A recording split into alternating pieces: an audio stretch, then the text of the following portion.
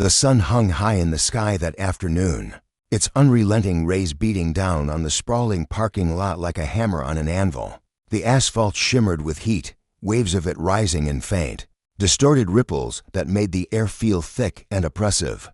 Danielle Lawson stood beside her sleek black SUV, the driver's side door flung wide open as she leaned inside, her movements frantic yet deliberate.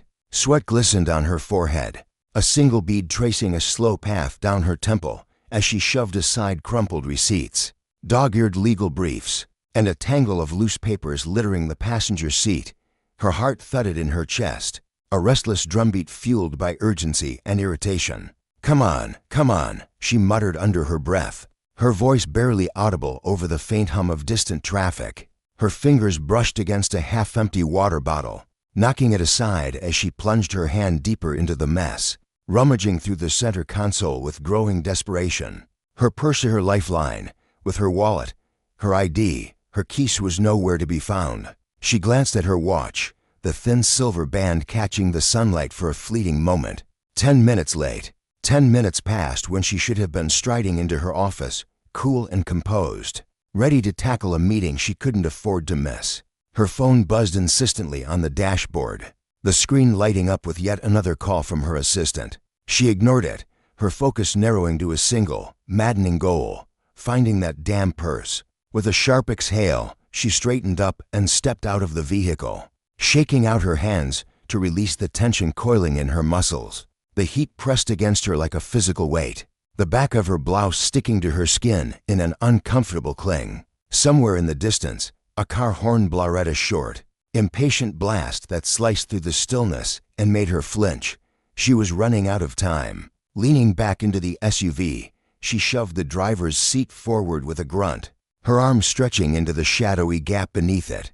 Her fingers swept across the carpet, searching blindly for anything that felt like leather or fabric. The faint scent of coffee and old perfume lingered in the confined space, a reminder of calmer mornings now long gone. She was so absorbed in her task that she almost missed the low rumble of an engine creeping closer. Her body stiffened instinctively, a ripple of unease cutting through her frustration. Slowly, she lifted her head just enough to peek over the edge of the window. A white police cruiser rolled into view, its tires crunching softly against the asphalt. It moved with a deliberate slowness, almost predatory, weaving through the scattered cars like a shark circling in shallow waters.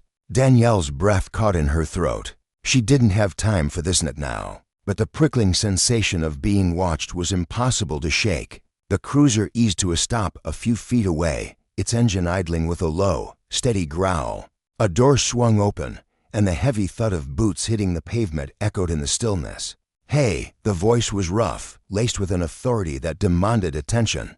Danielle froze, her fingers still hovering over the carpet. She knew that tone, sharp, unyielding, the kind that carried weight in courtrooms and street corners alike. She'd heard it 100 times before, but never directed at her, not like this. Taking a slow, steadying breath, she straightened up, brushing a strand of hair from her face as she turned to face the source of the sound. Sergeant Jim Mulligan stood before her, his broad frame filling the space with an imposing presence. His uniform was pristine, the creases sharp and the badge gleaming, but there was nothing polished about the way he carried himself. His stance was wide and rooted, one hand resting casually on his belt near the holster, the other dangling loosely at his side. His face was weathered, etched with lines that spoke of too many years barking orders and expecting obedience. His ice cold and piercing swept over her in a slow, deliberate assessment, lingering on her tailored blouse, her polished shoes,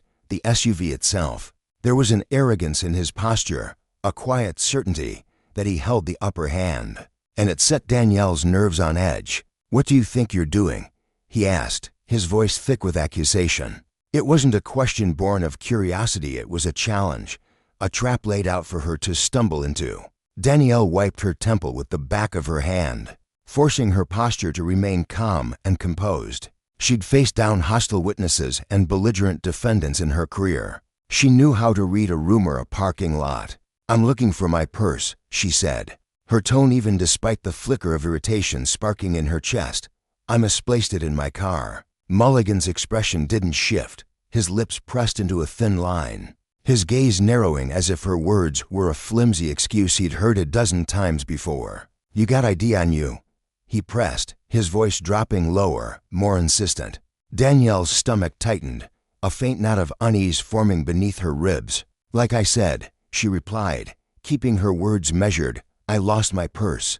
That's what I'm looking for." "Uh-huh," Mulligan grunted, the sound dripping with skepticism, "right? Step away from the vehicle." His tone left no room for negotiation. Danielle felt a surge of frustration bubble up, but she swallowed it down. Her years of courtroom discipline kicking in.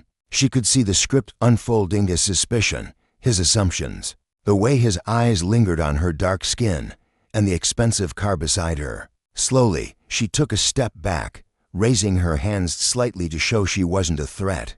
"This is my car," she said again, her voice firm but controlled. "I just need to find my purse, and I'll be on my way." But Mulligan wasn't listening. His gaze remained fixed on her, a shadow of something colder creeping into his expression, condenses, maybe, or outright disbelief. "You're acting real suspicious," he said, taking a step closer, his boots scuffing against the pavement. "You expect me to believe you just lost your purse in a car like this?" The implication hung heavy in the air, unspoken but unmistakable. A black woman, a nice SUV. A flustered demeanor. It didn't add up in his mind. Danielle's patience frayed, but she held her ground. "Yes," she said, her voice steady as steel. "Because that's exactly what happened." A flicker of seething annoyance perhaps crossed Mulligan's face, his jaw tightening. "Uh-huh," he muttered again, his tone mocking. "And I'm supposed to just take your word for it?" Before she could respond, another figure emerged from the edge of her vision. A security guard approached, his heavy footsteps thudding against the asphalt as he closed the distance. Vince Holland, his name tag read, a middle-aged man with a thick, stocky build and a wary expression. His uniform was slightly wrinkled, his face flushed from the heat, and his eyes darted between Danielle and Mulligan as if trying to piece together a puzzle he hadn't been invited to solve. "What's going on?" he asked, his voice gruff but tinged with uncertainty. "Caught this one rummaging through a car," Mulligan said, tilting his head toward Danielle without breaking eye contact with her. "Says it's hers." "No ID." Danielle's jaw clenched, her fingers curling into fists at her sides. "For the last time," she said, her voice rising slightly despite her efforts to stay calm. "This is my car. If you check the registration." Mulligan cut her off, his tone sharp. "Oh yeah, and where's that registration, huh?" "In your missing purse." His words were laced with mockery, his smirk barely concealed. Danielle exhaled sharply, the frustration boiling over into a tight, controlled anger. She could feel the heat radiating off the pavement, the weight of their stares pressing down on her. Holland shifted his weight, his discomfort palpable, but he said nothing, his silence a tacit endorsement of Mulligan's authority. Mulligan, though, seemed entirely at ease, his posture relaxed yet commanding, as if this were just another day on the job. But Danielle wasn't just another person in a parking lot. "I'm the state attorney," she said, her voice cutting through the tension like a blade. "If you run the plates, you'll see that." Mulligan raised an eyebrow, a short, barking laugh escaping his throat. "State attorney, huh? That's a new one." He glanced at Holland, his tone dripping with sarcasm. "You ever hear that one before?"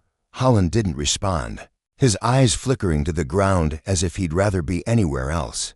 Danielle inhaled deeply through her nose, reining in the fury simmering beneath her calm exterior. "I don't need to make up stories," she said coolly. "I am who I say I am, and I don't have to stand here and be harassed while trying to get my belongings." Mulligan's smirk faded, his posture stiffening, his fingers twitched near his holster. A subtle but deliberate movement. "Step back," he ordered, his voice hardening. Danielle held his gaze, unflinching.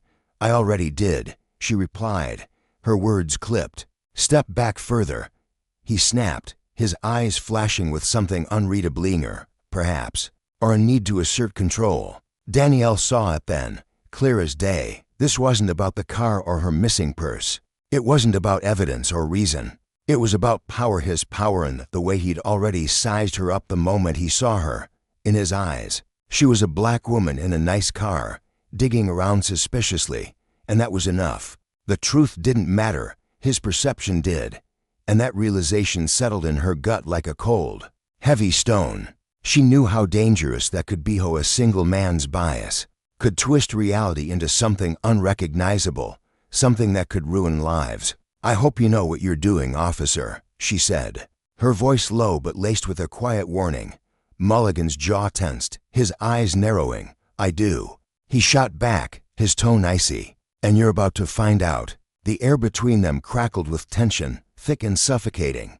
Danielle's mind raced, her thoughts a whirlwind of anger, fear, and steely resolve. She knew explaining herself further was pointless. Mulligan had already cast her as the villain in his story, and no amount of logic would rewrite his script. His smirk was gone now, replaced by a hard, unyielding stare that made her stomach twist. He wasn't just doubting her, he'd already convicted her in his mind. "Let's try this again," he said, his voice edged with impatience. "Do you have ID on you or not?" Danielle exhaled slowly, her breath trembling slightly as she fought to keep her composure. "I already told you," she said, each word deliberate. "My purse is in my car. My ID. My wallet, everything is in there. If you let me grab it, I can show you whatever you need." "Convenient," Mulligan muttered, his lips curling into a sneer. "Ain't that always the story?" Danielle's hands remained still at her sides, every muscle taut with the effort of restraint. She knew the rulers knew how one wrong move could escalate this into something far worse. Mulligan's radio crackled to life, a voice cutting through the static. "Status?" He lifted it to his mouth, his eyes never leaving hers. "Got a possible for 159 in progress," he said, his voice firm and deliberate. "Black female, mid-30s, claims the vehicle is hers, no ID." Standing by for backup, Danielle's breath hitched, her chest tightening as a wave of heat surged through her. A 459 burglary. He was reporting her as a suspect. "This is ridiculous," she said, her voice sharp with frustration she could no longer contain. "All you have to do is check the registration, run the platis, everything will match." Mulligan let out a dry, humorless chuckle. "Oh, I'll run the plates," he said, his tone mocking. "But you're still standing too close to that car. Back up." Now, Danielle's jaw clenched so hard her teeth ached. She took another measured step back, her movements slow and precise, her eyes locked on his. The radio crackled again. "Copy that," a voice responded. "Unit 12 en route." Backup was coming. She could feel the situation spiraling, slipping further out of her control with every passing second. Footsteps approached from behind, quick and purposeful. Danielle turned her head slightly, catching sight of another officer striding toward them. He was younger, late 20s, made with light brown hair and sharp, alert eyes that scanned the scene. His name tag read Brooks. Unlike Mulligan, he didn't exude the same bristling hostility, but there was a hesitance in his step, a flicker of uncertainty in his expression as he took in the standoff. Mulligan jerked his chin toward Danielle. "Got her digging through the car," he said. His voice clipped. "No ID. Says it's hers." Brooks glanced between them, his brow furrowing slightly. He opened his mouth as if to speak, then hesitated, his gaze lingering on Danielle for a moment longer. She could see the gears turning in his mind, the faint glimmer of doubt that Mulligan seemed incapable of entertaining. But before he could say anything, Mulligan pressed on, his voice cutting through the silence. "Run the plates," he ordered, his tone leaving no room for discussion. "Let's see if her story holds up." Danielle stood there, her fists clenched at her sides, the weight of the moment pressing down on her like the heat of the sun above. She was the state attorney Simeone who'd spent years upholding justice, fighting for it in courtrooms across the state. And yet here she was, reduced to a suspect in a parking lot. Her identity stripped away by a man too blinded by his own authority to see the truth. The irony wasn't lost on her, but it didn't soften the sting. Justice, she realized, wasn't a shield, it was a fragile thing, easily shattered by those who wielded power without care. And as Mulligan's radio crackled again, the sound of approaching sirens faint in the distance, she knew this was a lesson she'd carry with her long after the cuffs came off, if they ever did. Danielle stood motionless under the harsh afternoon sun, her hands hovering cautiously away from her sides, fingers trembling ever so slightly. The air felt thick, oppressive, clinging to her skin as Officer Brooks' eyes lingered on her with a quiet intensity. His voice broke the stillness, softer than the grating bark she'd grown accustomed to from Mulligan, carrying a hint of something human beneath the uniform. "Ma'am," he said, the word hanging between them. "Is there any way you can prove this is your vehicle?" Her chest tightened, a flicker of hope igniting deep within her. She turned to face him fully, her movements deliberate, resisting the overwhelming urge to let her shoulders slump in relief. At least he was asking. At least he wasn't leaping to conclusions like his partner, whose presence loomed like a storm cloud ready to burst. "Yes," she replied, her tone steady despite the chaos swirling in her mind. "If you just look at the registration in the glove compartment, you'll see my name. My phone's right there on the dashboard. You can call my office, and someone will vouch for me." Her words were measured, a lifeline cast into uncertain waters. Brooks hesitated, his gaze darting toward Mulligan as if seeking permission to step out of line. The older officer scoffed, a harsh sound that sliced through the fragile moment. "Oh, come on," Mulligan said, shaking his head with exaggerated disbelief, his lips curling into a sneer. "You're really falling for this?" Brooks' jaw tightened, a subtle twitch betraying his discomfort. "I'm just saying," he ventured, his voice cautious but firm. "Maybe we should check before." "No," Mulligan snapped, cutting him off with the finality of a slamming door. "She's stalling, trying to wiggle her way out of this." Danielle's breath caught in her throat, sharp and sudden. She bit back the impulse to fire back, to let the frustration boiling inside her spill over. She knew his gammy wanted her to snap, to give him the excuse he was itching for. Instead, she pivoted toward Brooks again, her voice a lifeline of calm in the rising tempest. "Officer, please," she said, each syllable deliberate. "I'm the state attorney. My office is just a few miles down the road. If you call." "Oh, so now you're the state attorney," Mulligan interrupted, his tone dripping with mockery, thick and venomous. "Jesus, what's next? You gonna tell us you're the mayor?" Danielle's teeth clenched, the pressure radiating up her jaw. She could feel the heat rising in her chest, but she refused to let it show. "I don't need to invent stories," she said, her voice cutting through his disdain like a blade. "I know my rights. I know the law, and I know you're breaking it by holding me here without cause." Mulligan's smirk vanished, replaced by something colder, more menacing. "You think I don't know the law?" His voice dropped, a low growl that sent a shiver racing down her spine. She lifted her chin, defiance flickering in her eyes. "I think you're choosing to ignore it." For a heartbeat, the world still had nothing but the sound of her own pulse thundering in her ears. Then Mulligan took a step forward, deliberate and heavy, his boots scuffing against the asphalt. Danielle didn't flinch, though every instinct screamed at her to step back. Her heart hammered against her ribs, a frantic rhythm she couldn't quiet. Brooks shifted uneasily, his weight rocking between his feet, his voice tentative as he broke the tension. "Sergeant," he began, but Mulligan didn't spare him a glance. "This ain't my first rodeo," the older officer said, his tone quieter now, laced with a chilling certainty. "I know how people like you operate." The words landed like a blow, sharp and personal, striking at the core of her. "People like you." Danielle swallowed hard, the sting of it reverberating through her. She'd clawed her way through law school, fought tooth and nail against a system stacked against her, spent years proving her worth only to stand here, reduced to a stereotype by a man too drunk on his own authority to see the truth. The memories flooded back unbedent, late nights hunched over textbooks, the sit-along glances in courtrooms, the exhaustion of battling a world that never wanted her to succeed. Now, rummaging through her own car, she was a criminal in his eyes. The injustice of it burned, a searing ache she couldn't shake, but she wouldn't let him see her crack. She squared her shoulders, meeting his gaze with unyielding resolve. "Run the plates," she said, her voice firm, unshaken. "If you care about the truth, check them." Mulligan exhaled slowly through his nose, his expression a mask of stone, unreadable and cold. Then he raised his radio, his movements slow, almost theatrical. "This is Unit 4, he said into the crackling receiver. "I'm bringing the suspect in for further questioning." Danielle's stomach plummeted, a sickening lurch that left her breathless. "Suspect?" Brooks blinked, visibly startled. "Wait, Sergeant." Shouldn't we at least? Mulligan's glare silenced him mid-sentence. A look so sharp it could have drawn blood. Danielle's fingers curled into fists, nails biting into her palms. So that was it. No verification. No question. Shushed his decision, final and absolute. She exhaled sharply, her gaze drifting past him for a fleeting moment.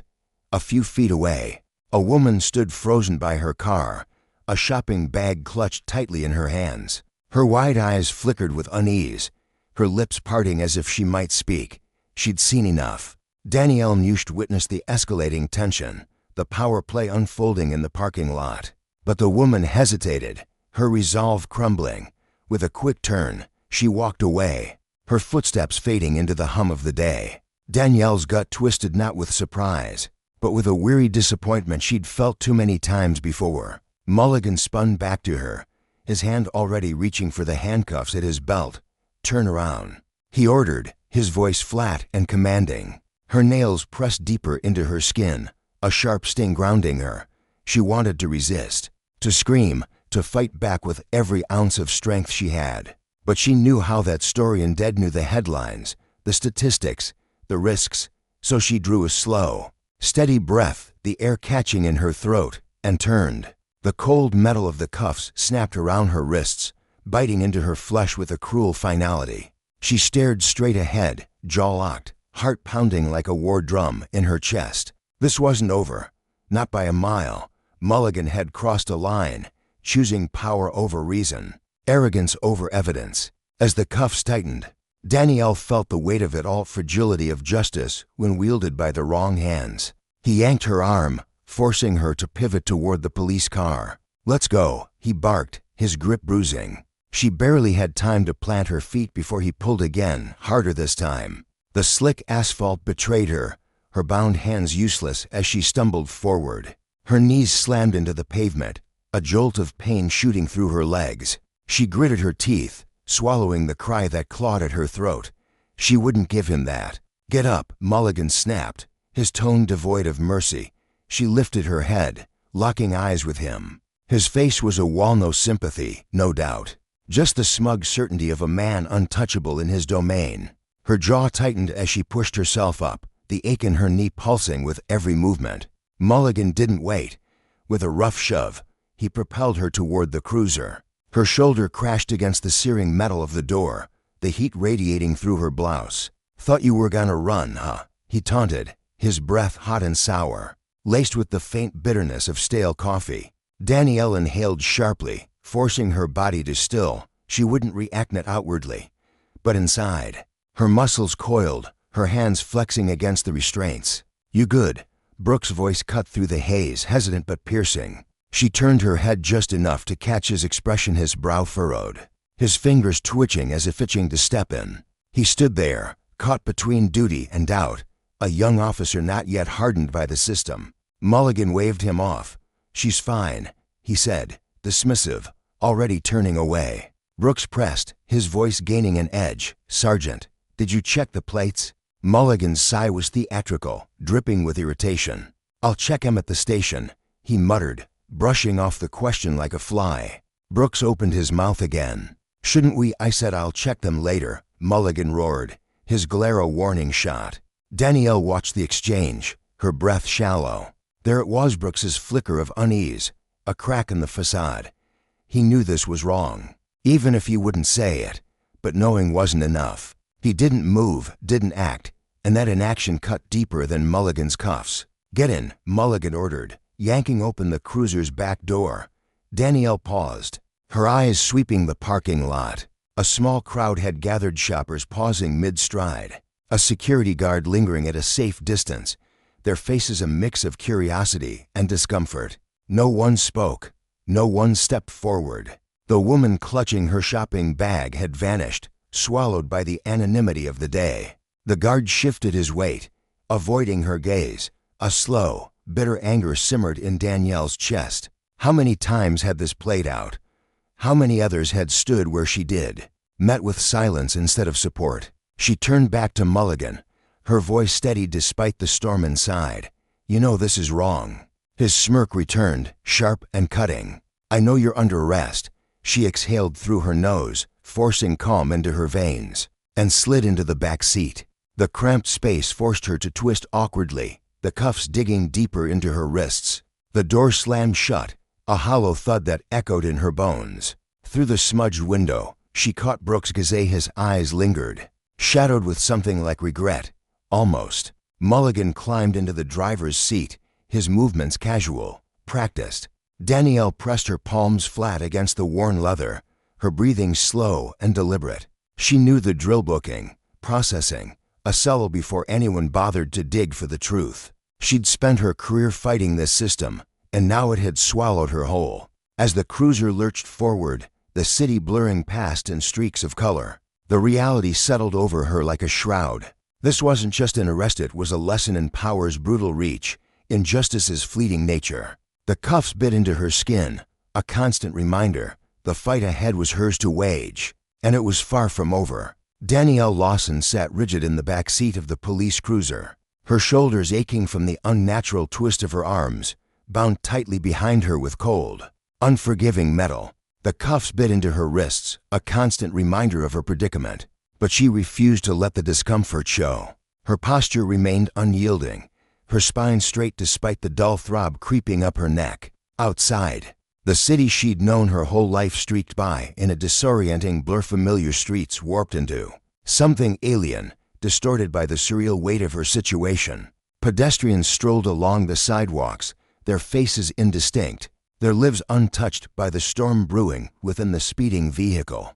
To them, it was just another afternoon. To her, it was a descent into a nightmare she'd spent years fighting against in courtrooms. Officer Mulligan gripped the steering wheel with a fervor that matched the growl of the engine, pushing the car faster than any rational need dictated. His foot pressed hard against the accelerator, sending the cruiser weaving through the late afternoon traffic with jagged, abrupt swerves. It wasn't just reckless, it was a performance, a deliberate flex of power meant to rattle her. The tires screeched faintly as he cut off a delivery truck, the blare of its horn swallowed by the roar of the engine. Danielle's jaw tightened, her teeth grinding together as she swallowed the urge to flinch. She wouldn't give him that victory. Inside, her chest churned with a volatile mix of emotions. Anger burned hot, disbelief gnawed at her edges, and a fierce, unyielding defiance anchored her core. She wasn't some wide-eyed innocent. She'd seen the system's underbelly as a prosecutor, watched it chew up lives over petty misunderstandings or outright lies. She'd pored over case files late into the night, names and faces flickering through her mind, men and women, so often black and brown, dragged into the same flimsy traps she now found herself in. Some clawed their way free, others vanished into the silence, their stories buried beneath bureaucracy and indifference. She knew the stakes.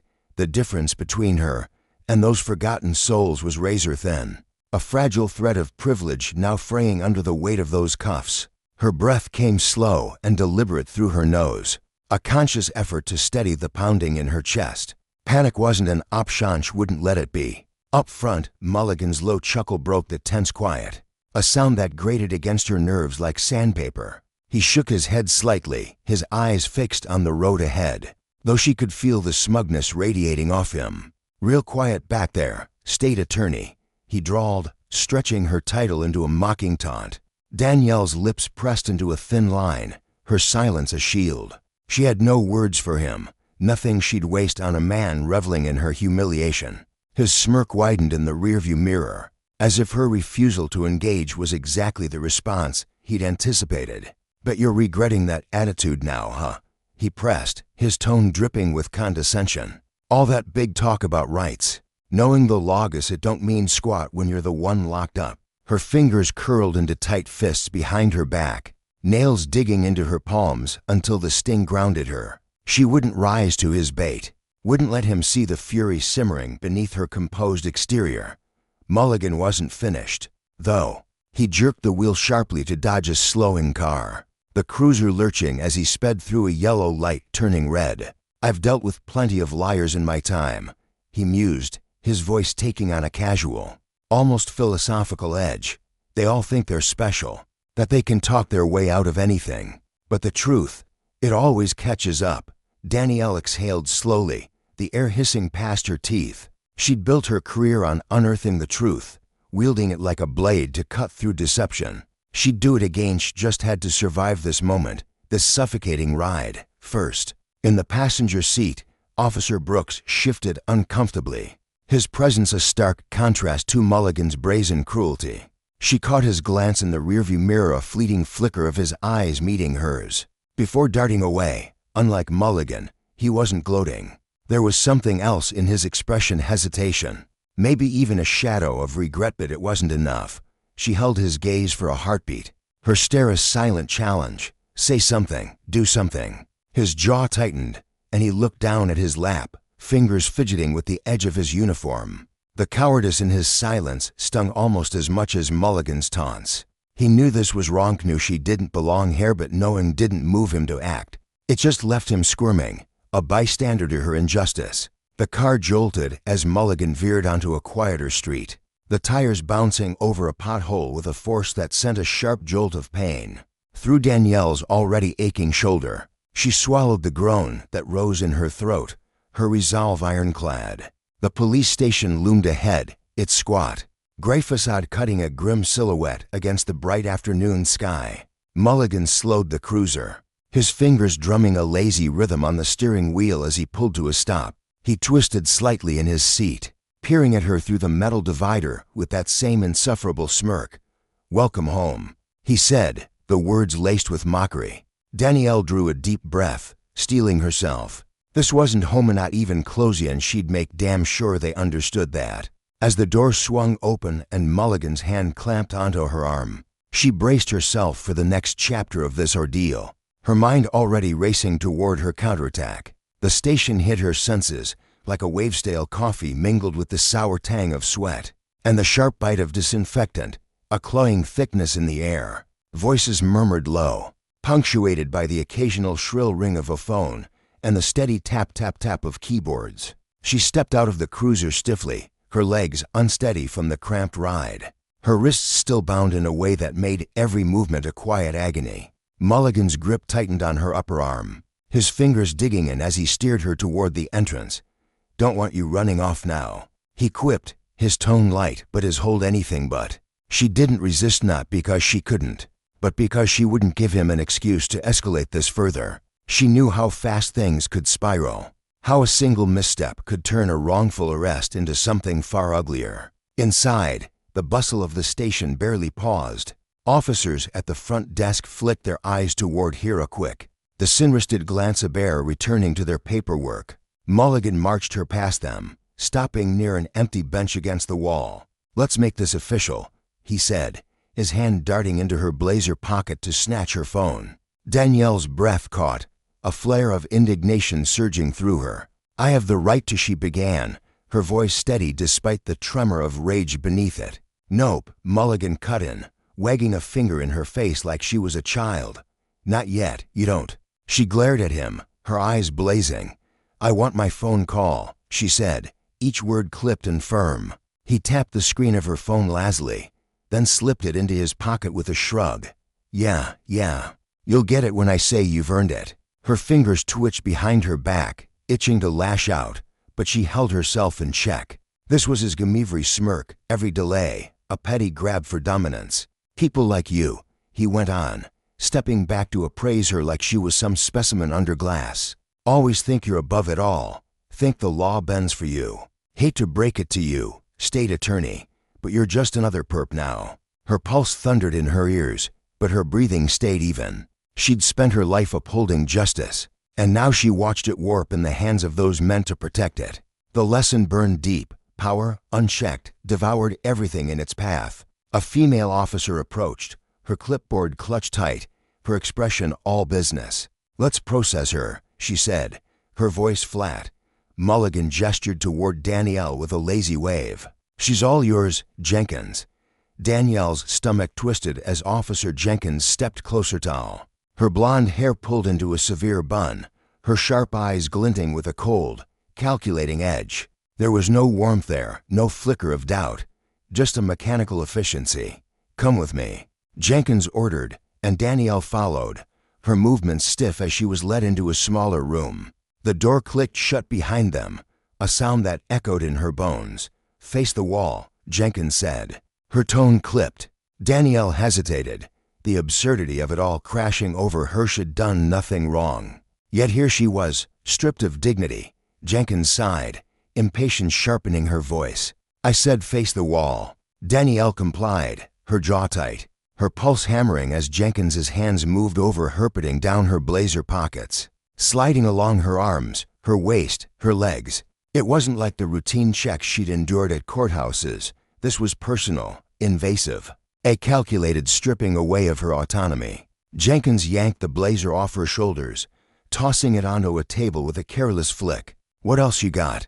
she asked, her eyebrow arching skeptically. "Nothing," Danielle replied, her voice low but steady. Jenkins shrugged, stepping back. "She's clean," she called over her shoulder, opening the door where Mulligan waited, grinning. "No weapons, no contraband." Shocking. He deadpanned, then turned to Danielle. "All right, princess." Back to the bench. The sting of humiliation clawed at her, but she bit the inside of her cheek until the pain sharpened her focus. Led back to the booking area, her mind said she needed that phone call. Needed someone to pull her out of this quicksand before it swallowed her whole. Then, a new voice cut through the haze. "What's going on here?" She turned her head slightly, catching sight of a man in his mid-50s, graying hair, a badge gleaming with rank. Lieutenant David Rollins. Authority radiated from him, a faint glimmer of hope flickering in her chest. Maybe, just maybe, the scales of justice hadn't tipped entirely out of reach. Danielle Lawson sat stiffly on the unforgiving bench in the police station's waiting area, her chest rising and falling with deliberate slowness as she fought to steady herself. The cuffs had bitten into her wrists earlier, leaving faint red marks that pulsed with a dull ache.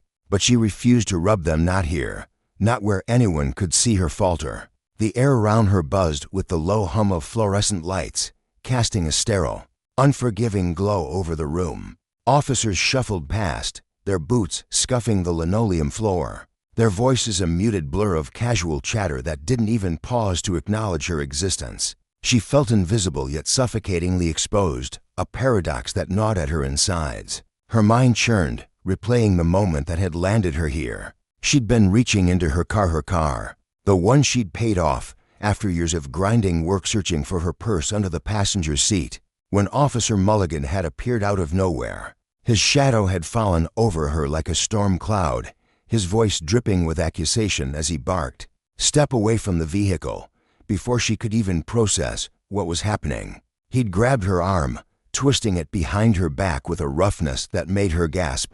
She'd tried to explain calmly, firmly, that it was her car, that her registration was right there in the glove box if he'd just look.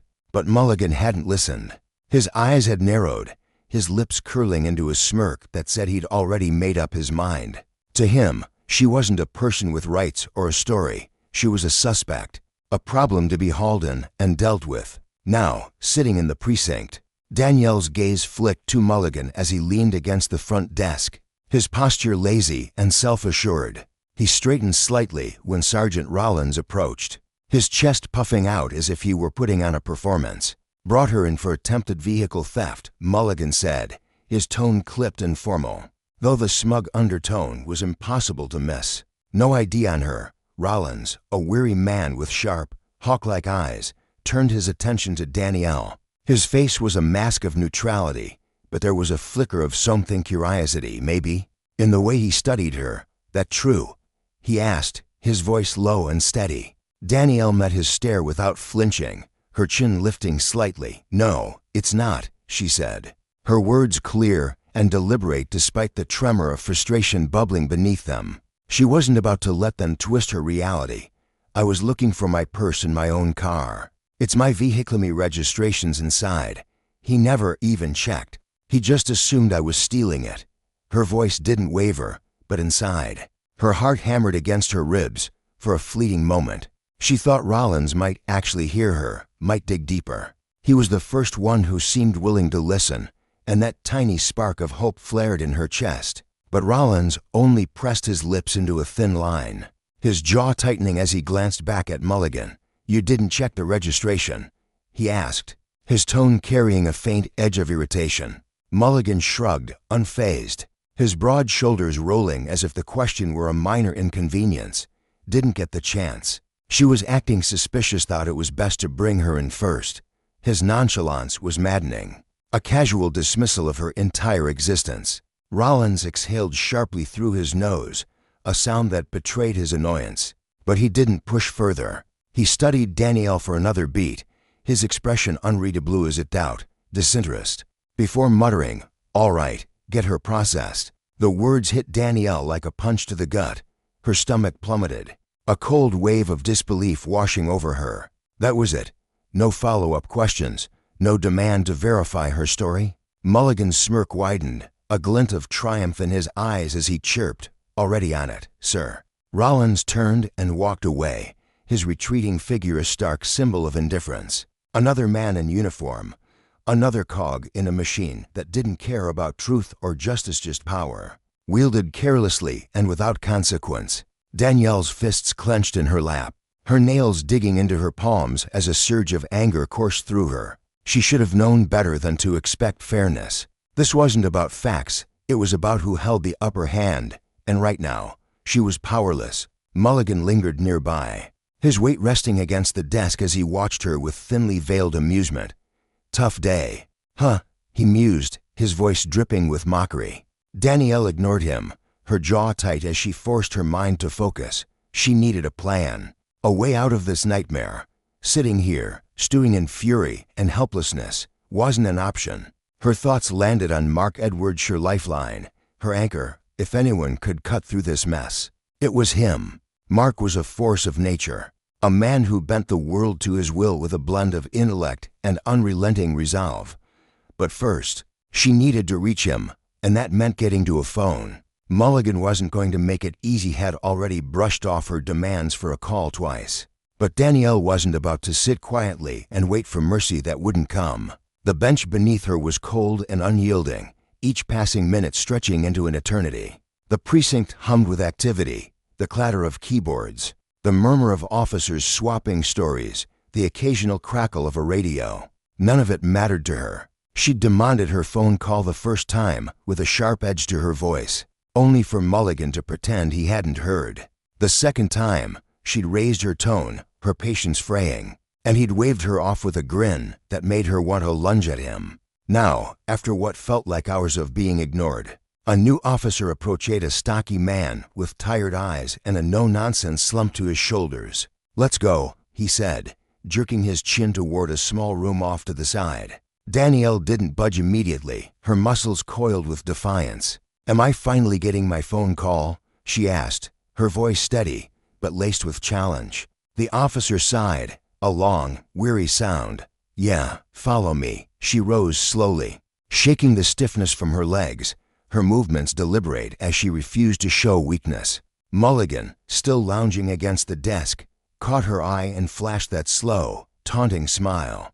"Better make it count, princess," he called after her, his tone mocking. "Not like you've got many options left." She didn't give him the satisfaction of a response, her back straight as she followed the officer into a cramped, dimly lit room. The space was barely more than a closet, its walls scuffed and gray. A single desk shoved against one side. A landline phone sat in the center, its thick cord tethered to the wall like a lifeline. "One call," the officer said, planting himself by the door. "Make it quick." Danielle picked up the receiver, her fingers trembling slightly as she forced herself to breathe deeply. She dialed Mark's number, the rings echoing in her ears, twice before his voice cut through. "This is Mark Edwards." The sound of him, steady and familiar, was a lifeline she clung to. "Mark," she said, keeping her tone even despite the storm raging inside her. "It's Danielle." There was a pause, a heartbeat of silence, before his voice sharpened. "Danielle, where the hell are you? I've been calling you all afternoon." She swallowed hard, the weight of the day pressing down on her. "I'm at the police station."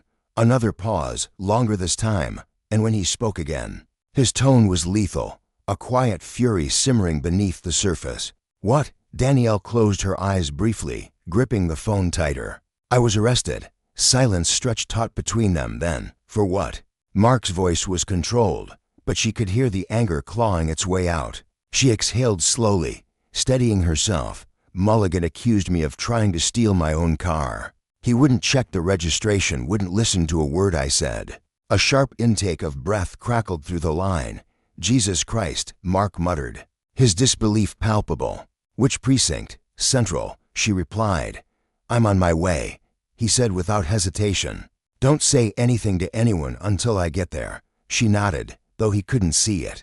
Mark, she added, lowering her voice, be ready for a fight.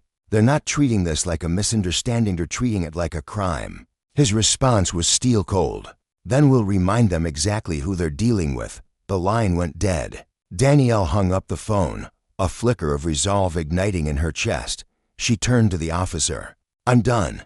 He gestured for her to follow without a word, leading her back to the bench. She sat down, her pulse still pounding, but now it was fueled by something else, the anticipation. Mulligan thought he'd won, thought he could toy with her like she was nothing. He had no idea what was coming. Time dragged on, the precinct's harsh lighting stinging her eyes, but Danielle remained composed, her posture rigid, her mind razor-sharp. Then the doors swung open, and Mark Edwards strode in. He was a vision of authorititle and lean, his tailored gray suit pristine, his polished shoes clicking against the floor with purposeful rhythm. The crowded station seemed to part for him, officers and civilians alike stepping aside as his presence filled the room. His sharp gaze scanned the space, locking onto Danielle with an intensity that made her breath catch. His expression hardened, a storm brewing behind his eyes, and he moved swiftly to the front desk, pulling out his ID and slamming it down with a force that demanded attention. Mark Edwards, he announced, his voice cutting through the noise like a blade. I'm here for Danielle Lawson. The officer at the desk, a young, flustered man with a mop of curly hair, barely had time to glance at the credentials before Mark pressed on. Where's the arresting officer? As if summoned, Mulligan sauntered out from the back, his smug grin still plastered across his face. Ah, he drawled, approaching with an air of arrogance. You must be the lawyer. Mark didn't acknowledge the jab. I want her released. Now, his tone was iron, leaving no room for debate. Mulligan chuckled, a low, grating sound. Well, that's not how this works, counselor. She was brought in for attempted vehicle theft. Standard procedure. Mark's jaw tightened, his posture unyielding. You and I both know that's nonsense. Did you even verify the registration? Mulligan crossed his arms, his smirk unwavering. Didn't need to. She had no ID. She was rummaging through a car that could have been stolen for all I knew. Mark leaned in slightly, his voice dropping to a dangerous whisper. Let me be clear. You arrested the state attorney for looking through her own car. You failed to check her credentials, ignored her legal rights, and now you're doubling down on a mistake that'll cost this department dearly. Mulligan's smirk flickered, a crack in his bravado. Before he scoffed, oh, come on. She told me she was the state attorney after she got caught. You expect me to believe that? Mark's eyes darkened, his patience evaporating. You didn't have to believe her, you had to verify. But you didn't. You made an assumption, arrested her without cause, and now, instead of owning your error, you're digging yourself deeper. The room grew thick with tension, the air crackling as nearby officers paused, their conversations fading into silence. Brooks, a weary officer with a perpetual frown, lingered at the edge of the scene, his gaze darting between Mulligan and Mark. He shifted uncomfortably, his fingers twitching at his sides as if he sensed the tide turning. Mulligan straightened, feigning exasperation. I was doing my job. She was acting suspicious. Had no Edie, don't care what her title is. Mark cut him off, his voice a whip crack. Yes, you do. That's exactly why you're scrambling to justify this. If she were anyone else, if she looked different, you'd have handled it another way. But you didn't. You saw a black woman in a nice car and decided she didn't belong there. Mulligan's face twitched, his jaw clenching as the accusation landed. Watch yourself, counselor, he warned, his voice low and threatening. Mark stepped closer, unflinching. No, you watch yourself, because right now, I'm calling your bluff. You abused your power, and there are consequences for that, consequences you can't smirk your way out of. Danielle watched from the bench, her heart pounding as Mark dismantled Mulligan's facade piece by piece. This wasn't just about her freedom anymore. It was a reckoning. A lesson in justice that reverberated far beyond these walls. Power could be wielded like a weapon, but when it was misused, it left a trail of wreckage, and Mark was here to make sure Mulligan felt the full weight of that truth. The precinct buzzed with an electric tension, a storm brewing beneath the fluorescent lights as the clock ticked relentlessly toward a breaking point. Officer Mulligan, once brimming with a smug certainty, now stood frozen, his smirk erased by a creeping shadow of doubt that darkened his sharp features. For the first time, his eyes darted nervously around the room, taking in the sea of fascist colleagues, onlookers all watching with bated breath, their expressions a mix of curiosity and unease. The weight of their scrutiny pressed down on him, and he shifted uncomfortably, the bravado that had carried him through the last hour dissolving like mist in the morning sun. He could feel it. The game he'd been playing, the one where he held all the cards, was slipping through his fingers. Mark Edwards, however, stood resolute, his gaze locked on Mulligan with an intensity that could have burned through steel. This wasn't just about Danielle Lawson anymore, though her wrongful arrest had lit the fuse. No, this was bigger, a crusade against the kind of unchecked power that let men like Mulligan bend Justic, eat to their whims. Mark's chest tightened with a mix of fury and determination, his mind racing with the stakes at hand. He wasn't here to simply free Danielle. He was here to ensure that this kind of reckless abuse would never happen again, not on his watch. He wanted accountability, a reckoning that would ripple beyond this moment, and he knew the only way to get it was to take the fight straight to the top. A heavy silence blanketed the room, thick and suffocating, as if the air itself held its breath. Around them, officers exchanged fleeting, uncertain glances, their hands hovering near their belts, unsure whether to intervene or stand back. The quiet wasn't peaceful, it was a coiled spring, taut with anticipation, waiting for someone to make the next move. Then, with a creak that shattered the stillness, the door to the back office swung open, and Chief Ethan Carter stepped into the fray. His presence was a force unto itself, tall and broad-shouldered, his silver-streaked hair combed with military precision. He carried the aura of a man who'd weathered every storm and emerged unbowed. His uniform was pristine, the badge gleaming under the harsh lights, but his face remained an enigma, his sharp blue eyes scanning the room like a hawk assessing its prey. Mark turned as Carter approached, feeling the older man's gaze settle first on Mulligan, whose posture stiffened under the weight of it, then shift to Danielle, still seated on the bench, her hands clasped tightly in her lap. "What's going on here?" Carter's voice rumbled through the room, deep and steady, laced with the quiet authority of someone accustomed to being obeyed. Mulligan jumped in first, his words spilling out with a practiced smoothness that belied the chaos of the past hour.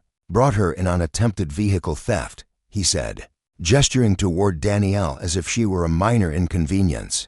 "No ID, acting suspicious near an SUV, didn't cooperate, so I made the call to detain her." His tone was casual, almost dismissive, but there was a faint tremor beneath it, a crack in the facade he was struggling to maintain. Carter nodded slowly, his expression unreadable as he processed the explanation. His eyes flicked to Danielle, taking in her composed demeanor, then back to Mark. "And you are?" he asked, his tone neutral but expectant. Mark straightened, producing his identification with a calm precision. "Mark Edwards, attorney representing Danielle Lawson, state attorney. You just had arrested for allegedly stealing her own car." A flicker of surprise danced across Carter's face. Too quick to linger, but Mark caught it. He pressed forward, his voice steady but edged with righteous indignation. "Chief, this wasn't an arrest, it was a mistake, and a reckless one at that. Mulligan didn't check her registration, didn't verify her identity. He profiled her, ignored every chance to uncover the truth, and escalated this without a shred of cause." Carter's gaze hardened, a subtle shift that sent a chill through the room. He turned to Mulligan, his voice low and deliberate. "You ran the plates." Mulligan hesitated, a beat too long, his fingers twitching at his sides. "I was getting to that," he muttered, but the confidence that had once defined him was gone, replaced by a hollow uncertainty. Carter's expression darkened, his brows knitting together. "You brought her in before confirming the car wasn't stolen." Mulligan squared his shoulders, clinging to the last threads of his defense. "She had no ID, and she refused to mark cut-in." his voice slicing through the excuse like a blade. Refuse to what? Insist harder that she wasn't a criminal. How many times does someone have to say, "This is my car," before you do your job properly? Carter exhaled sharply through his nose, rubbing his temple as if the weight of the situation was already pressing against his skull. Mark wasn't finished. "I have proof," he said, pulling a folder from his briefcase and setting it on the desk with a thud that echoed through the room. Vehicle registration in her name, driver's license in her exactly where she said it was. Call logs from her office showing missed calls while she was detained. And security footage from the parking lot that'll show she didn't try to steal a damn thing. Mulligan's face paled, the color draining from his cheeks as Mark leaned in closer. "You arrested a sitting state attorney on nothing but a hunch." The room fell into a deathly silence, the kind that makes your ears ring. Carter's jaw tightened, the gravity of the mess sinking in. He turned to Mulligan, his voice colder now, cutting through the stillness. "You didn't think to verify any of this before bringing her in." Mulligan's mouth opened, but no sound came out. It was a deer caught in the headlights, trapped by his own arrogance. Carter's exhale was sharp, his expression a mask, but Mark could see the realization dawning in his eyes. This wasn't just a mistake, it was a disaster. A glaring lesson in the consequences of wielding power without restraint. "Sergeant Mulligan, in my office." "Now," Carter commanded, his tone leaving no room for debate. For a fleeting moment, Mulligan looked ready to argue. His lips parted, his shoulders squared, but one glance at Carter's steely resolve made him reconsider. Without a word, he turned and strode toward the back of the station, his footsteps heavy against the linoleum, disappearing through the office door like a man marching to his own reckoning. Danielle remained on the bench, her heartbeat steady, but her mind a whirlwind of emotion sang her. Relief and a quiet resolve that anchored her. She'd been humiliated, her dignity stripped away by Mulligan's baseless accusations. Yet she sat with her head high, refusing to let him break her spirit. Mark didn't wait for permission. He followed Carter toward the office, his steps purposeful, his mind already plotting the next move. After a brief hesitation, Danielle rose too, her legs trembling slightly from the hours of tension, but her determination unwavering. Carter didn't stop them. Inside the office, the blinds were drawn tight, shutting out the prying eyes of the officers beyond the glass. Carter sank into his chair behind a desk cluttered with files and coffee-stained mugs, rubbing his temples as if the headache had already taken root. He studied Mulligan for a long, agonizing moment, the silence stretching taut between them. "Do you have any explanation that justifies what I just heard?" he finally asked, his voice low but laced with incredulity. Mulligan shifted in his seat, his uniform suddenly feeling too tight, his hands restless against his thighs.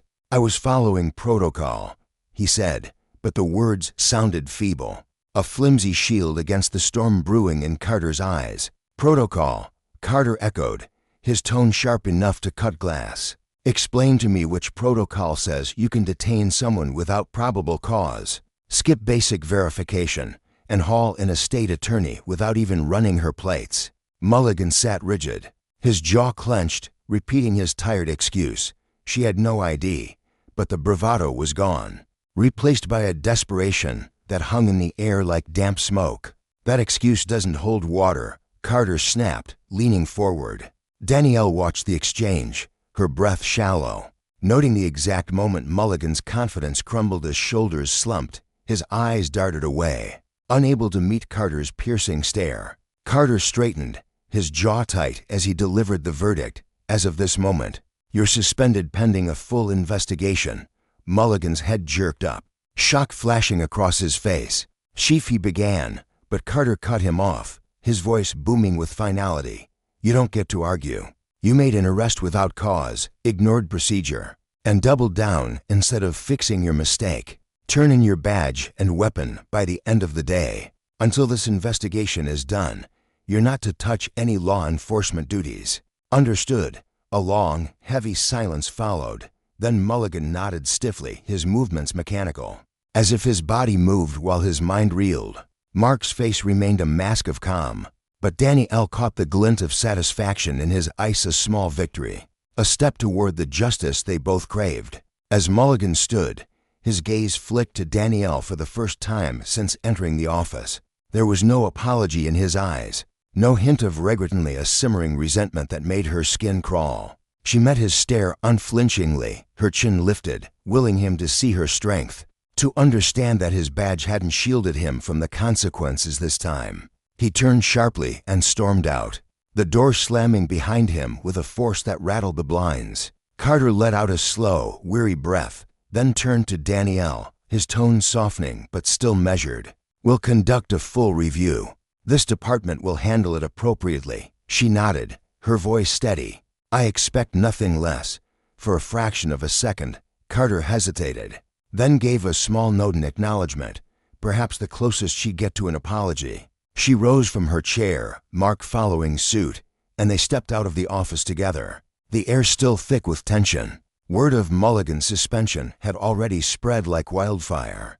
Officers cast furtive glances their way, whispers trailing in their wake. As they walked through the precinct, Danielle felt the weight of the day begin to lift, replaced by a quiet resolve. This wasn't just about her, it was a lesson carved in the stone of this moment. Justice demanded vigilance, and the abuse of power carried a price. For Mark, it was a battle won, but the war for accountability raged on. And for Carter, left alone in his office, it was a stark reminder that even the smallest oversight could unravel the fragile trust between the law and those it swore to protect. The room buzzed with a strange energy as Danielle and Mark edged toward the exit, their footsteps muffled by the hum of restless voices. Faces around them flickered with emotion, some blank, others brimming with curiosity they couldn't quite hide. But just as freedom loomed within reach, a jolt of the unexpected broke their stride. A woman near the reception desk stepped forward, her presence slicing through the murmur like a blade. She was in her mid-40s, her dark skin glowing faintly under the harsh fluorescent lights, arms locked tightly across her chest as if holding herself together. Her voice trembled with a fury she'd buried too long. "He did it to my son too," she said, her words landing like a stone in still water. Danielle froze mid-step, her head snapping toward the woman, whose face was a mask of barely contained pain, eyes sharp with memory, lips quivering as she fought to keep her composure. "Pulled him over for nothing," she continued, her tone hardening. "Said he fit the description. Dragged him off in cuffs without even checking his story. Hours before they admitted they'd grabbed the wrong kid." Her breath hitched, and she pressed her arms tighter, as if the pressure could steady the storm inside her. Mark's jaw locked, a muscle ticking beneath his skin as he absorbed her words. The air grew heavier, thicker with unspoken truths. Then, from the booking area, another voice cut in, a young black officer, his uniform crisp but his expression weary. "He harassed my cousin last year," he said, stepping closer, his tone low but laced with bitterness. "Slapped him with a disorderly conduct charge that never should have held up. Dropped eventually, but not before it turned his life upside down." His eyes darted around, wary of who might overhear, yet he pressed on, driven by a need to unburden himself. A ripple spread through the room, soft at first, then swelling as others found their courage. Whispers turned to murmurs, then two voices bold with shared outrage. Stories poured out like water breaching a dam. A father detained for hours over a broken taillight. A teenager cuffed for looking suspicious near his own home. It wasn't just Danielle. It was never just her. Sergeant Jim Mulligan had carved a trail of wreckage through lives, and no one had stopped him until this moment. Danielle's fingers tightened around her purse, finally back in her possession after the ordeal. Her knuckles whitened, her grip a silent vow. This wasn't a fluke, a one-off mistake. It was a pattern, deliberate and ugly, thriving in the shadows of a system that turned a blind eye. She inhaled deeply, steadying the fire flickering in her chest. Mulligan's suspension was a crack in the wall, but it wasn't enough, not nearly enough. She'd spent years battling for justice in polished courtrooms, wielding words like weapons. But now, standing amid these wounded voices, she saw the truth. The real war wasn't in legal briefs or verdicts. It was in the machinery of power that propped up men like Mulligan, shielding them while their victims bled. And she wasn't about to lay down her arms. The conference room felt like a pressure cooker, the air thick with tension despite the steady drone of the air conditioning overhead. It rattled faintly, a mechanical heartbeat that did nothing to ease the heat of the moment. Danielle sat at the long, scarred wooden table, her hands clasped tightly in front of her, fingers woven together like a shield. Her back was ramrod straight, her posture a quiet defiance that spoke louder than words. Across from her, Chief Ethan Carter slouched in his chair, exuding a casual authority that didn't quite mask his unease. His fingers formed a steeple, resting against his chin, his face a blank slash unreadable, guarded. Between them lay a thick folder, its edges worn, stuffed to bursting with papers that told a story no one wanted to hear. Reports, complaints, grievances, a catalog of failures stretching back years, evidence of a department rotting from within. Danielle was exhausted, bone deep, tired, but her resolve burned brighter than ever. Carter let out a slow, rough breath, rubbing his jaw as if trying to scrub away the weight of what was coming. "I assume you're not here just to talk about Mulligan," he said, his voice gravelly, testing the waters. Danielle's lips pressed into a thin, determined line, her eyes locking onto his. "Mulligan's a symptom," she replied, her tone cool but unyielding, "not the disease." Carter's gaze sharpened, studying her for a long moment, then he nodded slightly. "Go on." With a flick of her wrist, Danielle opened the folder. Pulling out a document highlighted in sharp yellow streaks, she slid it across the table, the paper whispering against the wood. "These are complaints against Mulligan from the last 5 years, she said, her voice steady as steel. "Excessive force, wrongful detainment, racial profiling. Every single one tossed out, buried, ignored, no follow-up, no review." Carter's brow creased as he scanned the page, his fingers tightening around the edges. She didn't stop. "And these," she added, sliding another report toward him, "are from other officers in your department. Same patterns, same abuses. They're still out there, wearing badges, making the same calls that landed me in handcuffs last night." Her words hung heavy, a quiet accusation that filled the room. Carter exhaled, long and slow, setting the papers down with deliberate care. "We both know this isn't new," Danielle said, leaning forward just enough to close the gap between them. "And we both know it's not just about me." Silence stretched taut between them. Carter tapped a finger against the table's edge, the rhythm uneven, his thoughts churning behind those guarded eyes. Finally, he spoke. "What do you want?" Danielle didn't hesitate, meeting his stare head-on. "Full-scale reform, training overhaul, implicit bias education, de-escalation techniques, mandatory accountability for misconduct, no more slaps on the wrist." Carter let out a dry, humorless chuckle, the sound scraping the air. "You think a seminar's gonna fix this?" Danielle's gaze didn't waver. "I think transparency and consequences will," he sighed, leaning back again, his chair creaking under the shift. "Look, I'm not saying there's no problem, but training, it's a band-aid. People like Mulligan don't flip a switch overnight." Danielle tilted her head, a faint challenge in the gesture. "Then they shouldn't wear a badge." Carter huffed through his nose, frustration etching lines into his face. "It's not that simple." "It is," she shot back, her voice slicing through his excuses. "You want trust in this department. Prove that officers like Mulligan won't be coddled by paperwork and politics." Carter's jaw tightened, his fingers stilling on the table. He flipped through the papers again, absently, but Danielle could see a flicker of doubt, the gears grinding in his mind. She pressed her advantage. "Reform isn't a checkbox, Chief. It's a culture shift. You don't get to shrug and say, 'This is how it's always been.' Not anymore." His fingers drummed a slow beat against the wood. "You want an oversight committee?" Danielle nodded firmly. "And civilian review for use of force cases." Carter's breath came out in a long, reluctant stream. "That's a tough sell with the union." She didn't flinch. "Then start with what you can control via training, psych evaluations for repeat offenders, real consequences for abuse."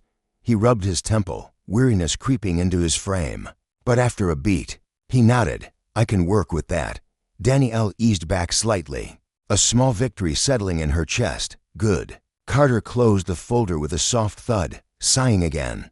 "You're not letting this go, are you?" A ghost of a smile curved Danielle's lips. "Not a chance." He shook his head, a wry twist to his mouth, but didn't argue. Instead, he slid the folder aside and offered his hand. She took it, her grip firm, unyielding. "This is a start," she said. Carter met her eyes, his own steady but shadowed. "It won't fix everything." Her expression hardened, a steel edge to her resolve. She knew that Ulrich Dick knew it in her bones. Words on paper were hollow without action. She'd seen too many promises dissolve into nothing. Too many reforms that changed the letterhead, but not the reality. If this was going to mean anything, it had to root out the rot, starting with ensuring men like Mulligan never held power again. The reckoning came faster than she'd dared hope. Barely a week later, Chief Carter stood at a podium, flanked by microphones and flashing cameras, his face etched with grim determination. Danielle lingered at the back of the packed press room, arms crossed, her heart a steady drumbeat in her chest. Carter's voice carried through the space, measured and deliberate, as he announced Sergeant Jim Mulligan's termination. The internal investigation had peeled back the layers of his record, exposing a litany of sins: excessive force, racial profiling, unlawful detention, swept under the rug by a system that thrived on silence. Some cases had crumbled for lack of evidence, others dismissed as unsubstantiated. But the truth was undeniable now. Time after time, Mulligan had walked free, a predator cloaked in authority, while those he'd wronged were left to pick up the pieces. Not anymore. Danielle had made sure the evidence was too loud, too public to ignore. Carter's statement rolled on, acknowledging oversight failures and pledging accountability, a script tailored for the crowd. The reporters scribbled furiously, their pens scratching like insects across paper. Danielle didn't care about the words. She'd heard enough platitudes in her life. What mattered was the outcome. Mulligan was done. As the room emptied, officers and journalists spilling into the hall, their voices wove a tapestry of reaction, some satisfied, others tinged with unease. A cluster of Mulligan's old colleagues lingered near the door, their whispers a mix of grudging respect and barely masked resentment. One, a weary man with a buzz cut, muttered something sharp under his breath, his eyes flicking toward Danielle with a venom she ignored. She had bigger fights ahead. She turned on her heel, her shoes clicking against the linoleum as she headed for Carter's office. But as she rounded the corner, a shadow loomed into her path. Mulligan. Even stripped of his uniform, he carried himself with the same swagger, shoulders squared, head high, as if the world still bent to his will. He wore plain clothes now, a faded jacket and jeans, but his jaw was clenched so tight she could see the muscle jump beneath his skin. For a heartbeat, they stood there, locked in a silent standoff. Then he let out a slow, bitter laugh, the sound dripping with venom. "Well, congratulations," he drawled, his voice thick with mockery. "You got what you wanted." Danielle's gaze didn't falter, cool and unflinching. "What I wanted was justice," she said evenly. "What you got was the consequence of your own choices." His eyes darkened, a storm brewing behind them, his lips curling into a sneer. "You think this changes anything?" His words hung there, a taunt, a dare. She didn't answer, not with words. Her silence was her weapon, sharp and deliberate, letting him feel the weight of his own fall. Because it did change something. It changed everything for the people he'd terrorized, for the voices he'd silenced. Justice wasn't just his badge being stripped away. It was the lesson etched into every bruise he'd left behind. That power, when twisted, would eventually buckle under its own weight. And Danielle would be there, every step of the way, to make sure it did. The air in the room crackled with tension, thick and heavy like the storm brewing outside the precinct windows. Mulligan's voice rasped low, bitter, dripping with defiance as he leaned closer to Danielle. "You think firing me is going to fix this department? Fix the whole damn system?" A sharp, mocking laugh escaped his lips, cutting through the silence. "You're a fool if you believe that, a blind, naive fool." His words hung there, jagged and accusing, as his weathered hands twitched at his sides, curling into fists that betrayed the storm raging inside him. He didn't move forward, though. Something held him back, a flicker of restraint, or maybe just the weight of his own crumbling pride. Danielle stood her ground, unshaken, her head tilting ever so slightly as she studied him. Her hazel eyes glinted with a calm resolve, a quiet fire that had burned steadily through years of battles just like this one. "Maybe," she replied, her voice smooth and measured, letting the word linger before adding, Or maybe you just can't stomach the idea that, for once, the system didn't bend over backwards to shield you. Her tone wasn't cruel, but it carried an edge, a subtle challenge that sliced deeper than any shout could have. She wasn't here to gloat, was here to finish what she'd started. Mulligan's jaw tightened, his knuckles whitening as his fists clenched harder. The lines etched into his face years of barking orders, of wielding power without question deepened with every passing second. "Men like me," he muttered, his voice a low growl. "We built this system, brick by brick, rule by rule. And you think you're gonna waltz in here and rip it all apart?" There was a tremor in his words, not of fear, but of something darker, sentiment, maybe, or the dawning realization that his world was slipping out of his control. For a fleeting moment, his eyes flashed with raw, unfiltered hatred, a venomous spark that laid bare the man he'd become. But Danielle didn't flinch. She'd seen that look before, too many times to count, from men just like him and who'd mistaken authority for invincibility. "No," she said simply, her voice steady as steel. "I'm not here to tear it down. I'm here to make damn sure it stops cradling men like you." Her words landed like a gavel, final and unyielding. She held his gaze, unflinching, her posture a testament to the years she'd spent facing down threats, accusations, and worse. This wasn't fear she felt, it was purpose, honed sharp by every injustice she'd witnessed, every battle she'd fought. Mulligan's breath came out in a harsh, jagged huff. He shook his head, a bitter smirk tugging at the corner of his mouth as he shoved his hands deep into his pockets. Without another word, he turned and stormed past her, his heavy footsteps echoing down the dimly lit hallway, his broad shoulders slumped slightly. A man defeated but too stubborn to admit it. Danielle watched him go, her eyes tracing his retreating figure until he disappeared around the corner. He'd leave this building a broken man, stripped of the badge that had once been his shield, his excuse, his identity. For the first time in his long, tarnished career, there was no one left to sweep his sins under the rug, no loyal partner, no sympathetic chief, no unspoken code to protect him. He was alone with the consequences, and that solitude gnawed at him more than he'd ever let on.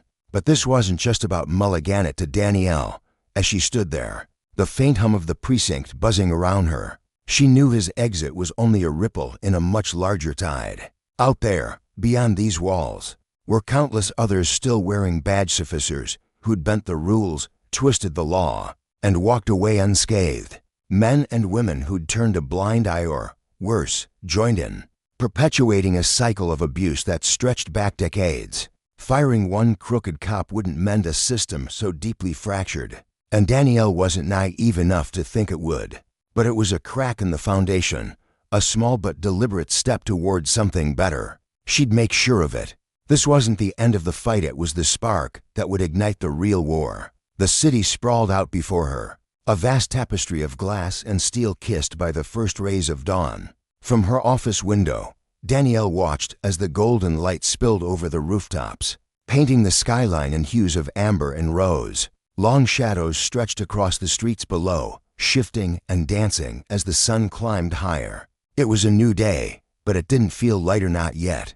The weight of the struggle, the responsibility, pressed against her shoulders like an old, familiar coat. She could feel it in her bones, a quiet ache that had settled there over years of pushing against an immovable machine.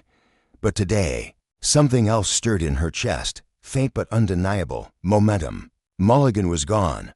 The department had been forced to face its failures, to admit the Weaver grudging glyph at the rot ran deep. And now, the real work could begin. A soft knock broke her reverie, pulling her back from the horizon. The door creaked open, and Mark stepped inside, his weary frame filling the doorway. He carried a worn folder in one hand and a steaming paper cup of coffee in the other, his movements deliberate but casual. He set the coffee on her desk without a word, knowing full well she'd been up all night poring over reports and drafting plans. Dark circles shadowed her eyes, but she managed a tired, grateful smile as the rich aroma hit her senses. "Thanks," she murmured, her voice hoarse from exhaustion. Mark dropped into the chair across from her, flipping open the folder with a flick of his wrist. "It's official," he said, his tone matter of fact but tinged with quiet triumph. The mayor signed off on the Civilian Oversight Committee last night. He glanced up, watching her reaction.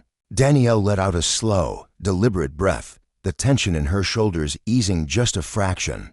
She'd spent weeks, months, fighting for this, an independent body with the teeth to investigate misconduct, free from the department's tangled web of loyalty and excuses. It wasn't a cure-all, she knew that better than anyone, but it was a foothold, a chance to hold power to account in a way the old system never had.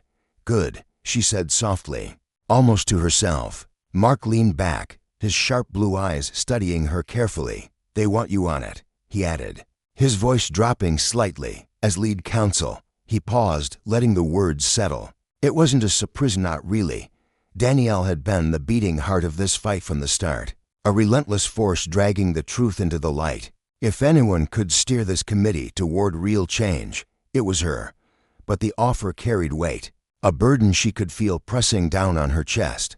This wasn't just about overseeing reforms, it was about dismantling a machine that had grown bloated and corrupt, a machine that had crushed too many lives under its wheels.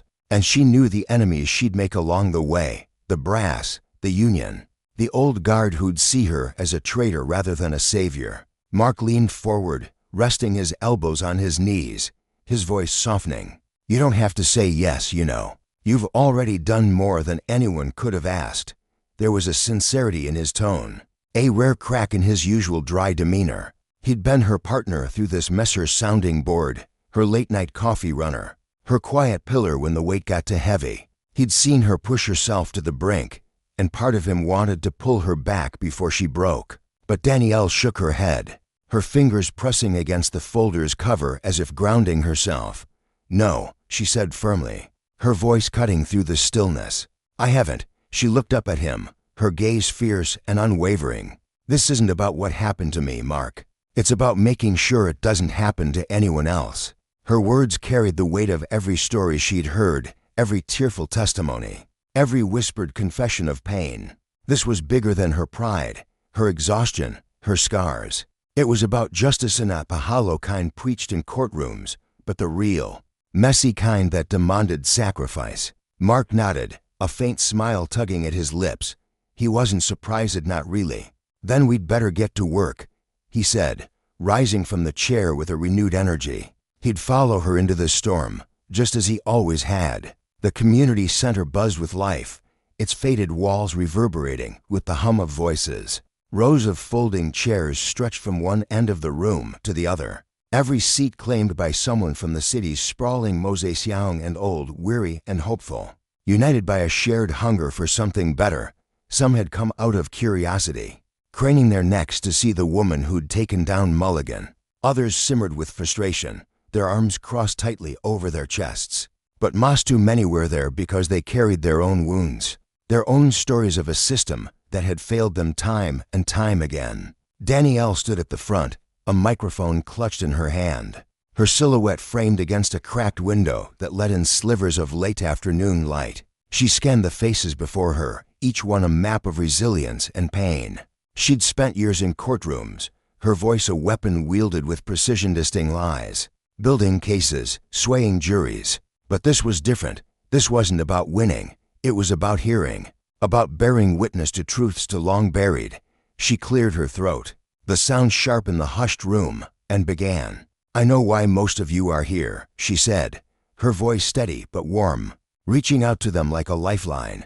I know what it's like to scream and have no one listen, to be dismissed, brushed aside, told your pain doesn't matter. And I know firing one officer doesn't fix a system that's been broken for generations. A ripple of murmurs spread through the crowd, nods, quiet affirmations, the rustle of agreement. Danielle tightened her grip on the microphone, her knuckles paling slightly. But change doesn't come from the top, she continued, her voice rising with conviction. It starts right here, with us, with your voices. She gestured to the sea of faces, her hand trembling just enough to betray the emotion she kept locked tight. This isn't about policies on paper. It's about making sure those policies protect the people. They're meant to serve and not the ones who abuse them. For the next hour, she listened. She stood there, unwavering, as a father stepped forward. his voice breaking as he recounted how his teenage son had been falsely accused, handcuffed, and left in a holding cell for two nights of terror for a crime he hadn't committed. She nodded as a woman, her hands trembling with quiet fury, described being pulled over 3 times in a single month, each stop a pointless flex of power with no cause but the color of her skin. Voice after voice rose, raw and unfiltered, spilling stories of harassment, of fear, of a justice system that had turned its back. Danielle took it all in, her chest tightening with every word, promising them silently. Fear Seelith at this time, their cries wouldn't fade into the void. Later that night, long after the office had emptied, Danielle sat at her desk, the glow of a single lamp casting shadows across the cluttered surface. Stacks of notes towered before her testimony scribbled in her tight, meticulous handwriting. Complaints filed in triplicate, evidence of a problem that dwarfed any one officer or arrest. The Civilian Oversight Committee was a start, and the new training policies might stem the bleeding. But she wasn't fool enough to think the road ahead would be smooth.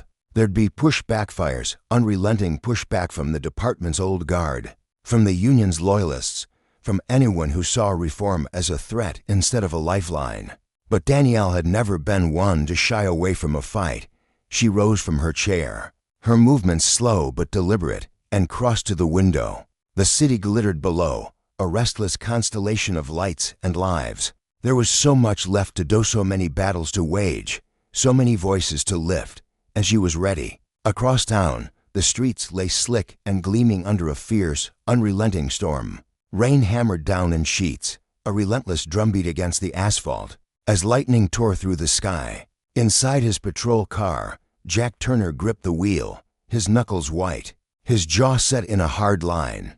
The years had carved him into something cold and unyielding through decades on the force. 3 decades of seeing the worst in people, of trusting no one. His sharp eyes scanned the upscale neighborhood, cutting through the blur of rain, searching for anything that didn't belong. And then he saw it, a sleek, black luxury car gliding through the downpour, its polished surface a stark contrast to the chaos around it. Behind the wheel, a black Montcalm, composed, out of place in Jack's narrow, cynical world. Suspicion flared in Jack's gut, a reflex honed by years of snap judgments. There was no reason for it, no speeding, no swerving, no crime, but that didn't matter. To Jack, this was instinct, duty, the kind of vigilance that made him a good cop. He flicked on his lights, the red and blue cutting through the storm, and pulled the car over. What started as a routine stop spiraled quickly into something uglier, a humiliation. Masked as authority, Jack's voice barked over the rain, sharp and commanding, as he demanded answers, papers, compliance. The driver's calm demeanor only fueled his irritation, stoking the ember of power he'd wielded too long unchecked. The storm raged on, indifferent, but for Jack, this was just another night, another assertion of control. He had no idea that this moment, this choice, would unravel everything he'd built, setting him on a collision course with consequences he couldn't outrun. Back in her office, Danielle leaned against the window, the cool glass pressing against her forehead. She didn't know Jack Turner yet, but she'd meet him soon enough. Men like him, men like Mulligan, they were the threads she'd spend her life untangling, the lessons in justice and power she'd etch into the city's bones. Because this wasn't just her story, it was theirs, too, and the countless others caught in the crossfire. Change didn't come quietly. It came with a fight, with voices raised and hands outstretched, demanding to be heard. And Danielle Lawson would keep fighting until the system bent not for her, but for them. The rain had been relentless that night, drumming against the windshield of Jack's patrol car as he navigated the desolate streets of a city he'd long since given up trying to save. Decades spent enforcing the law had carved deep lines into his weathered face, a mask of sternness he wore like a second skin. It shielded him from the chaos he'd witnessed, the endless parade of desperation and depravity that had slowly chipped away at whatever optimism he'd once carried. The streets, slick with water and dimly lit by flickering streetlights, stretched out before him like a reflection of his own disillusionment. Jack had become a man hardened by time, a cynic who saw shadows of malice lurking in every corner, even in the places where others might see innocence. Evil, he'd learned, didn't announce itself, it hid, waiting for the moment you let your guard down. As he cruised through the quiet, a sudden glint of light caught his eye, sharp and out of place amid the gloom. It was a luxury car, its sleek, polished surface gleaming under the sodium glow of a street lamp, a beacon of wealth that seemed to mock the crumbling neighborhood around it. Jack's brow furrowed, his fingers tightening on the steering wheel. A car like that didn't belong here, not at this hour. Not in this part of town where the air smelled of damp concrete and despair. He eased off the gas, letting the patrol car creep closer, his gaze narrowing on the driver, a black man in a tailored dark suit. His posture relaxed as he guided the vehicle through the wet streets. To Jack, that calm confidence was a red flag, a silent challenge to the order he'd spent his life upholding. Who is this guy? He wondered, his mind already spinning with suspicion. What's he doing out here, looking like that, at a time like this? The questions gnawed at him, fueling a restlessness he couldn't quite name. Without a second thought, Jack flipped on the patrol car's lights, the red and blue flashes cutting through the darkness like a warning. The luxury car slowed and pulled to the curb, its engine humming softly as Jack stepped out into the drizzle. His boots hit the pavement with a deliberate thud, each step echoing the authority he carried like a weapon. The familiar surge of adrenaline coursed through him, a rush he'd come to crave during stops like this. Deep down, he knew there was no real cause for the snothing concrete, no broken taillight or erratic driving to justify it. But something in his gut, a tangled knot of instinct and prejudice, told him this man needed to be checked. In Jack's world, things were never as innocent as they appeared, and he'd long since stopped trusting appearances. The driver lowered his window with a slow, deliberate motion, revealing a face that radiated calm, a stark contrast to the tension coiling in Jack's chest. The interior of the car was pristine, the scent of new leather and high-end cologne wafting out to meet the damp air. It grated on Jack. That smell, that effortless display of affluence. Here was a man who seemed to have everything, while Jack, after years of scraping by on a cop's salary, could barely keep the lights on at home. Resentment bubbled up inside him, mingling with the cynicism that had become his constant companion. "Good evening, sir," he said, his voice thick with the weight of his badge. "License and registration, please." The man complied without a flicker of hesitation, handing over the documents with a steady hand. His eyes met Jack's, unflinching, a quiet strength in them that set the officer on edge. Jack snatched the papers, poring over them with exaggerated scrutiny, searching for any flaw, any excuse to escalate. "What brings you to this neighborhood at this time of night?" he asked, his tone sharp, his eyes still glued to the license as if it might reveal some hidden truth. "I'm heading home," the man replied, his voice smooth but firm, carrying an undercurrent of resolve that Jack couldn't ignore. "I had a work meeting, and now I'm on my way back." There was no tremor in his words, no hint of fear, only a steady assurance that made Jack's jaw tighten. He lifted his gaze, locking eyes with the driver, trying to peer past that composed exterior. He didn't like it, that confidence, that unshakable calm. It felt like defiance, like this man didn't understand who was in charge here. "Where exactly do you live?" Jack pressed, his question slicing through the air. Unneeded and invasive, he leaned slightly forward, his shadow falling across the open window. "A few blocks up the street," the man answered, his tone still even. Though a faint edge of impatience crept in, Jack's frustration flared. He knew he had no grounds to keep this going. No evidence of wrongdoing, but letting it go felt like surrender, like relinquishing the control he clung to so fiercely. He straightened up, crossing his arms, his voice dropping into something harder, more accusatory. "You know, it's not every day you see someone like you driving a car like this around here. Especially this late. Doesn't quite fit the picture." The man's brow creased slightly, a flicker of something ganger, perhaps crossing his face before he smoothed it away. His gaze held steady, piercing through Jack's bravado. "Someone like me?" he asked, his voice soft but weighted with meaning, a quiet challenge that hung between them. Jack faltered for a split second, caught off guard by the question, but he doubled down, unwilling to retreat. He needed to win this, to prove something to himself, to this stranger, to the world. "You know what I mean," Jack said, his eyes narrowing, his tone growing colder. It's about safety. You never know who's out here, driving around like this. Are you sure you live in this area? Doesn't seem like your kind of place. The words spilled out, heavy with implication, and Jack felt a twisted satisfaction in watching the man's expression harden, though he still didn't break. The driver took a slow, deliberate breath, his hands resting calmly on the steering wheel. I do live here. Yes, sir, he said, his voice tighter now, threaded with a tension he was clearly fighting to contain. I have the right to drive wherever I want, whenever I want. These documents prove that. His words were measured, but they carried a strength that made Jack's skin prickle with unease. Jack glanced at the papers again, knowing full well they were spotless.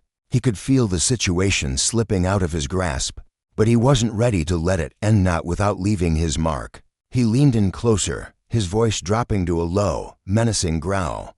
All right, you can go. But here's a piece of advice. Next time, try not to stand out so much. Some folks around here might not take kindly to seeing a car like this cruising through at night. Understand? The man didn't reply right away. He just stared at Jack, his eyes burning with an intensity that made the officer shift uncomfortably. After a long, heavy silence, he spoke, each word chosen with care. I understand perfectly, sir. Now, if you'll excuse me, I'll be on my way. With that, he rolled up the window, the software of the mechanism punctuating the tension. The car pulled away smoothly, its taillights fading into the rainy haze as Jack stood there, rain dripping from the brim of his cap. Back in the patrol car, Jack slumped into the driver's seat, the damp chill seeping into his bones. A sour taste lingered in his mouth, a mix of triumph and something darker, something he couldn't shake. He knew the stop had been baseless, driven not by duty, but by a festering resentment he'd never fully acknowledged. The man's composure, his quiet dignity, gnawed at Jack, stirring a discomfort he tried to bury. He shook his head, muttering to himself, I'm just doing my job, as he turned the key in the ignition. But the words felt hollow, a flimsy shield against the doubts creeping in. The rain pounded harder as he drove, the city blurring past in streaks of light and shadow. The fleeting sense of power he'd felt during the confrontation ebbed away, replaced by a restless unease. Something about that moment, the man's steady gaze, the weight of his own words clung to him like damp clothes. He couldn't name it, couldn't face it, but it was there, a whisper of guilt he refused to hear. Just another night, he told himself, gripping the wheel tighter. Yet deep down, he sensed a shift, a crack in the armor he'd built over years of service. Justice, he'd always thought, was his to enforce, but what if he'd wielded it wrongly? What if power, unchecked, turned him into the very thing he'd sworn to protect against? At the precinct, the end of his shift brought no relief. The air inside was thick with the murmur of tired voices, officers swapping stories over lukewarm coffee. Jack trudged to his desk, the weight of the night pressing down on him. He sank into his chair, staring blankly at the computer screen, his mind replaying the stop in vivid detail, the man's unflinching eyes, the gleam of that car, the sting of his own bitterness. For a moment, he considered dialing his ex-wife, a woman he hadn't spoken to in years, just to hear a familiar voice, but he dismissed the thought. Too much time had passed, too many bridges burned. Isolation had become his companion, a byproduct of a career that had demanded everything and given little in return. Sergeant Bill Harris, a grizzled veteran with a perpetually tired smile, approached as Jack settled in. His presence was steady, unassuming, but his eyes held a flicker of something: curiosity, maybe worry. Rough night out there? Bill asked, leaning against the desk, his voice casual but probing. Jack grunted, avoiding his gaze. Bill had seen it all, just like Jack, but he carried himself differently, less burdened, less angry. Looked like you were wrestling with something when you walked in, Bill pressed gently, scratching at his graying beard. Jack waved him off, but the words lingered, stirring the unease he'd been trying to outrun. Morning broke with a deceptive brightness, the storm clouds parting to let sunlight spill over the city. Jack returned to the precinct, his boots dragging against the linoleum floor. The usual clamor was muted, replaced by hushed whispers and sidelong glances from his colleagues. He felt their eyes on him, a prickle of suspicion he couldn't shake. At his desk, He barely had time to sit before Bill appeared again, his expression graver this time. "Jack," he said, voice low, "we need to talk. Something's come up about last night." Jack's stomach twisted, a cold dread settling in. He didn't know what was coming, but he felt the consequences of his actions, the weight of a power abused, closing in like the jaws of a trap. The man in the car, the stop, the words he'd thrown like weapons, they weren't gone. They were coming back, and with them, a reckoning that would force Jack to confront the justice he'd distorted and the man he'd become. For the first time in years, he felt the ground shift beneath him, and he knew there was no running from what lay ahead. Jack Turner had always been the steady heartbeat of the precinct, a man whose quiet strength and reflective nature made him a natural confidant. Colleagues turned to him not just for guidance, but for the way he listened patiently, intently, even when no one explicitly sought his counsel. That morning, as he sat at his cluttered desk, nursing a lukewarm cup of coffee, the air around him felt heavier than usual. The precinct hummed with its typical chaos, phones ringing, footsteps echoing down the hall, but Jack sensed an undercurrent of something unspoken, something brewing just beneath the surface. Bill, a weary officer with a habit of fidgeting when he was nervous, approached Jack's desk with a cautious step. His voice dropped to a conspiratorial whisper, as though the walls themselves might eavesdrop. "Jack, you hear the news?" he asked, his eyes darting around to ensure no one else was listening. Jack raised his gaze from the paperwork he'd been half-heartedly skimming. His curiosity piqued, but his face a mask of calm. "What news?" he replied, his tone measured, betraying nothing of the flicker of unease that stirred within him. Bill leaned in closer, his breath faintly sour from the stale coffee he'd been chugging all morning. "They're bringing in a new police chief today," he said, watching Jack's face for any telltale reaction. Words spreading fast. "Got direct orders from the commissioner himself. Big changes are coming, restructuring the whole place, cracking down on corruption." And Bill paused, choosing his next words with care, as if testing the waters. "Improving how we deal with the community." Jack's brow furrowed slightly, a ripple of discomfort breaking through his usual composure. Change was a word that rarely sat well with him. It carried the scent of disruption, of complications he'd rather avoid. Surprises, in his line of work, were seldom good. "Who's this new chief?" Jack asked, forcing his voice to stay casual, though his fingers tightened around the edge of his coffee mug. Bill shrugged, his shoulders lifting in a gesture of helpless uncertainty. "No idea. Haven't heard a name yet." Before he could say more, the crackle of the loudspeaker cut through the room, summoning all officers to the briefing room with a tone that left no room for delay. Jack rose slowly, the weight of anticipation settling over him like a thick fog. Whatever was about to unfold, he could feel it pressing closer, inescapable. The briefing room was a sea of uniforms, the air thick with the mingled sense of sweat, cheap cologne, and nervous energy. Officers crowded around the long, scratched-up table that dominated the space, their voices a low murmur of speculation. Jack slipped into the room, finding a spot near the back where he could observe without drawing attention. The chatter died abruptly as Captain Richards strode in, his jaw tight and his eyes shadowed with something heavier than fatigue. Beside him walked a tall man, his posture rigid, his face carved from stone. Jack's breath caught in his throat as recognition slammed into him like a fist. That man's new chief was the driver he'd pulled over the night before, the one he'd berated and belittled over a minor infraction. The memory flashed vivid and sharp, the man's quiet dignity under Jack's sharp tongue, the way he'd driven off into the darkness without a word of protest. Now, here he stood, radiating authority. Jack's blood turned to ice, his mind reeling at the impossibility of it all. The trivial stop, a fleeting moment of power he'd wielded without a second thought, had coiled back to strike him in a way he'd never imagined. Captain Richards cleared his throat, the sound rough and deliberate, slicing through the tension that hung in the room. His usual gruff confidence seemed tempered by an unspoken strain, as if he, too, felt the gravity of this shift. "Gentlemen," he began, his voice steady but laced with an edge, "I'd like you to meet the new chief of police for our precinct, Marcus Allen."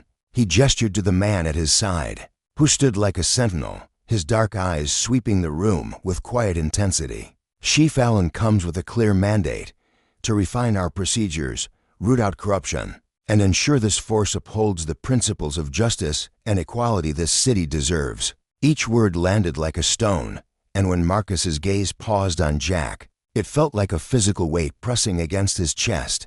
Jack fought to keep his expression neutral, but inside, his heart hammered with a mix of dread and disbelief. Marcus stepped forward, his presence commanding without effort. When he spoke, his voice was deep and resonant, filling the room like a tide. "It's an honor to stand before you today," he said, his tone calm yet unyielding. "I know change isn't something we always welcome with open arms. It's messy, uncomfortable, even painful at times, but it's essential if we're to serve this community as we should. My goal is to work with each of you to ensure we carry out our duties with integrity, with respect for every person, no matter who they are or where they come from." The words were deliberate, weighted with purpose, and to Jack, they felt like a spotlight trained directly on him. Every syllable seemed to echo the humiliation of the previous night, a subtle reminder of the power Marcus now held. Guilt crept into Jack's gut, cold and twisting, but he clenched his jaw, refusing to let it show. He'd spent years building a wall of stoicism, and he wasn't about to let it crack now. The briefing ended, and the room erupted into a buzz of hushed conversations as officers filed out, their voices a tangle of curiosity and unease. Jack stayed rooted to his spot, his mind churning. How had this happened? How could a single, fleeting encounter spiral into something so monumental? He was still grappling with the question when a firm hand landed on his shoulder. He turned, heart lurching, to find Marcus Allen staring down at him, his expression a mask of calm that revealed nothing. "Turner," Marcus said, his voice low and direct, "I need to speak with you in my office."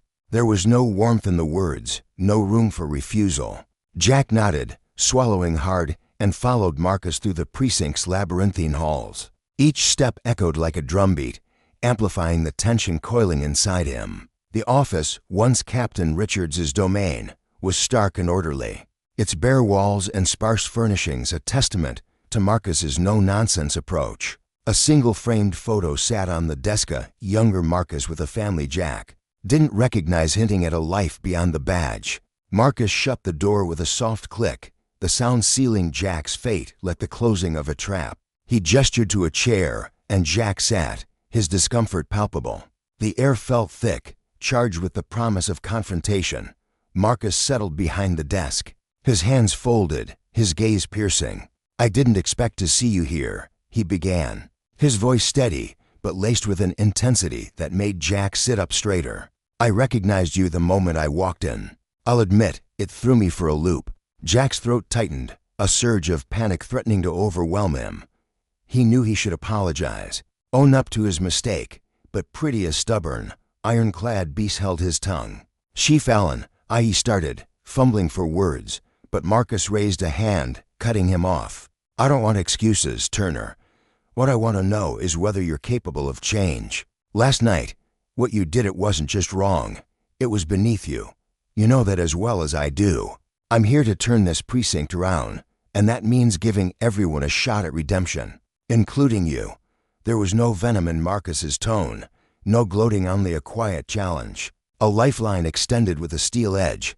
Jack sat in stunned silence, the weight of Marcus's words sinking in. Redemption wasn't a word he'd ever associated with himself, yet here it was, dangling before him like a fragile thread. "I'm willing to work with you, Jack," Marcus continued, softening his tone slightly, using Jack's first name to bridge the chasm between them. "But you've got to meet me halfway. It won't be a walk in the park. You'll be watching you closely, every step of the way. If you're serious about changing, I'll back you up.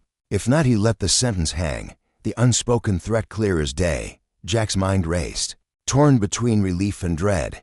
This was a second chance, yes, but it came with a warning etched in stone. He could cling to his old ways, risk everything he'd built, or he could swallow his pride and try really to be better. The choice loomed before him, stark and unavoidable. After a long, heavy pause, Jack lifted his eyes to meet Marcus's.